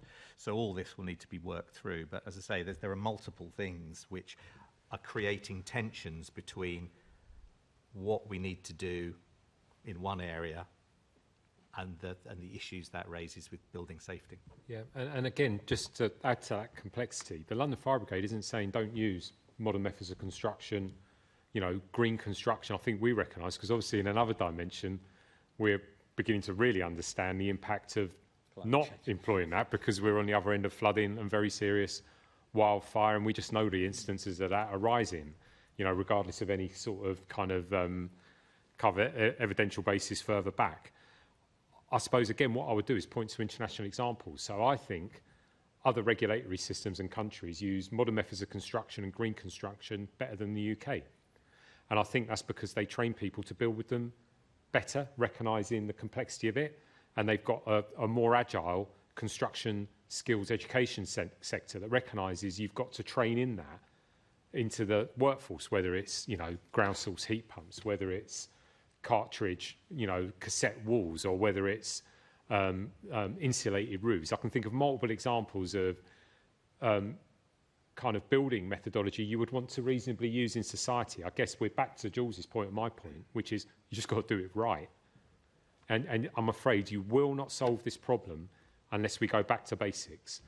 You know, we hold our own responsibilities seriously. You're right, Assembly Member Hall. We did not meet the challenge of that in the past. And it is my responsibility to hold the fire brigade to account before it even gets to yourselves. I think we have gone back to basics and will continue to do so. We know actually that change you saw in Dagenham is all about the skills you give your people. You've heard from us, we're not satisfied the level to which we train our own people yet, and we've invested millions and time and facilities and repeated training courses to bring ourselves forward. It's still not enough. I would argue, why would anyone else in this appalling tragedy be any different? Because I think, and no one would have expected me to sit in front of them and say, well, sorting out our training's too hard. I don't think it's acceptable that anyone else in this fabric of failure should do the same. Yeah, thank you both very much for those contributions. We spoke quite a lot on this committee about the complexity of London's built environment, particularly medium and high density nature of inner London. As the London plan's being developed, is there a constant kind of communication between the fire brigade and between the team here at the GLA? Yes, almost continuous. I mean, because so much of what you see in the London plan, as actually we can directly point to that audit trail, if you would really wanted to, that will show that it's constant communication. I mean, there's very regular meetings. Charlie, you might be able to speak to the detail of that. Yeah, and I think bearing in mind when we look at the absolute critical need for housing and about striking a pragmatic balance, I also think that, as the Commissioner has alluded to, we've always tried to take a pragmatic approach as well. We're obviously, we cannot compromise on safety because that's our role, But beyond that, it's just about recognising that you do have to have a balance on that. So, yeah, we work with Deputy Mayor's team and we will continue to do so in a positive way. That's great to hear. And just finally from me, have all fire crews now received training to support simultaneous evacuation of buildings in which the stay put guidance has been suspended? Yeah, and obviously we've got repeated examples of that playing out in reality, ranging from very large incidents like Dagenham, Wembley, New Providence Wharf, where John was the incident commander, to multiple smaller examples that are happening on an almost daily basis. I suppose my caveat to that, which is the one I provided to the Deputy Prime Minister, is that this is not an office fire drill. We are not ticking people off on a clipboard. What people are actually doing in the moment of simultaneously evacuating people from a failing building, if you're a firefighter, is very, very dangerous things. You know, it's the young man who jumped over the security fence at Dagenham, one of my firefighters, to clip the security lock that shouldn't have been on it, that has then made his way up onto scaffolding on his own to take people out of it. It's in the initial BA crews that have had to go right into the centre of a failing building, you know, bearing in mind there was an almost imminent collapse of the top 2 floors, without all the protections they'll need, because we're still mobilising the resources in. So they've got breathing apparatus on, they'll have a limited water supply. You know, they are taking big risks in a real-time environment. So yes, we have trained them, and yes, we have put them under pressure, and you know, you've heard our desire to do better, to bring more resourcing to it. But the reality is every time you put firefighters or frankly residents in that space, I cannot provide an absolute guarantee of outcome, because it would be inappropriate, because it is all best endeavour. It's why you have to go back to that space. And there was definitely a period of time in this country where we built buildings differently at scale. There just was. It would be different if we never did it, but we did. And we know that because we can see it in the incidents we experience now, opposed to the incidents we saw 20, 30, 40 years ago in the history of the service. Assembly Member, we're going to have to come towards an end. Thank you so much. Just to finalise some of the comments that you've just made, I'm pleased to hear that on the 16th of September we'll be getting a report about Dagenham. We've heard a lot about the fire and the learning that you've had from that. And the report itself does continually say the need for sustained learning, which I've been hearing again and again from you. And we, as a committee, will make sure and scrutinise that aspect of the work from the learning that we've got from the report. And 60% of high-rise and medium-rise buildings with unsafe cladding is actually here in London, in this city, which is why it's so prevalent that we're talking about this. We've heard about other fires as well. I mean, I particularly have memories of 5 years ago, yesterday, in Worcester Park, Richmond House residents lost their homes. 60 residents in total have had to lose everything. They are now finally coming back to their homes. And there are people in Dagenham right now who are now worried about the emergency residencies that they have now, that they don't know where they're going next. So these are continuing things that we will be continuing to look at.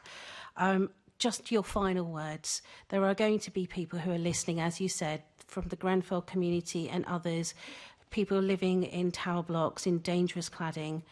They've heard your words. They've heard that you're putting in the training. They've heard that there's still a need for training and funding. Well, what assurances can you give them today? I think I'm back where I've always been, which is I don't expect to convince you with my words. I have to demonstrate it in our actions as a service. So I think I would ask to be judged on what you see in our response, in our interactions with you, and rather than take my word on it in a committee, come into our service and have a look. Come to our training centre, and that offer is to yourselves as well. Come into our control room. Come and sit with us on our fire stations, and we will demonstrate rather than talk. And that process will not end, because I think what you have got, because of the most terrible education that Grenfell provided, is a cadre of senior leaders in the London Fire Brigade at a number of levels, at least the top 3 actually, who were there. You know, I can't turn to my group of ACs and not recognise that the majority of them were involved earlier in their career in command positions, sometimes on the night. If I look into my Deputy Assistant Commissioners, the same. Into my borough commanders, the same. You speak of Richmond House. I was the incident commander on that incident 2 years later and was horrified at the point I turned up to see once again an entire block of flats burnt to the ground, and then all the challenges that followed, I'm afraid, with the developer to use our regulation. So I think you have two things in terms of providing a commitment to the survived, the most grievously bereaved, our firefighters who showed unbelievable courage on the night and deserve to be recognised for that. You know, my promise is that commitment because it is born out of the most terrible personal experience, to be frank, and the loss of life we witnessed that night. And I think I'll probably leave it there because it's something we all hold very, very personally because we bore witness to it. I can tell. We are not a distant department. We are not seated in an office somewhere. We were on the ground, and actually credit to the Mayor, and I will say this, he was the last person I saw when I left the incident ground, and he was as personally affected as we all were. So that is our commitment, is driven through the personal, the organisational and the evidence, and we know there is more to do. Thank you. The emotion is there and we appreciate that. Thank you. And to all those people who are listening today, we are the Voice of London. We're here to represent your voice, and I hope that we continue to do so. But please keep, do get in touch with us as the Assembly. We want to make sure that we do the job for you. Thank you to all the guests for all your contributions today. We do have a few short items of business that I will whiz through to conclude the meeting. Can we note the report and today's discussion? Can we also delegate authority to me as chair in consultation with the party group leads to agree any output from the discussion? Agreed. Can we confirm the minutes of the meeting held on the 23rd of May, 24th of May, 11th of July 2024? Agreed. Can we note the completed and outstanding actions arising from previous meetings and additional correspondence sent and received? Can we note the action taken by me and as chair under the delegated authority in consultation with party group lead members, namely to agree the committee's letter to the London Fibre Commissioner on the London Fire Brigade summer readiness? Can we also note the responses from the Mayor of London and then Minister of Crime, Policing and Fire to the committee's London Resilience Report? Can the committee note its work programme? And the next meeting of the committee is scheduled for Thursday, the 24th of October, 2024 at 10 a.m. in the chamber in the City Hall. Can I just say also to all Assembly members, you are outstanding today. It just shows the excellent and experience that you've brought through today. So thank you so much. I have no other urgent business. I now declare this meeting to be closed.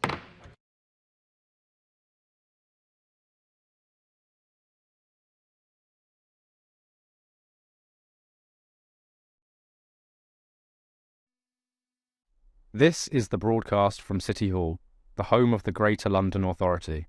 Please stand by.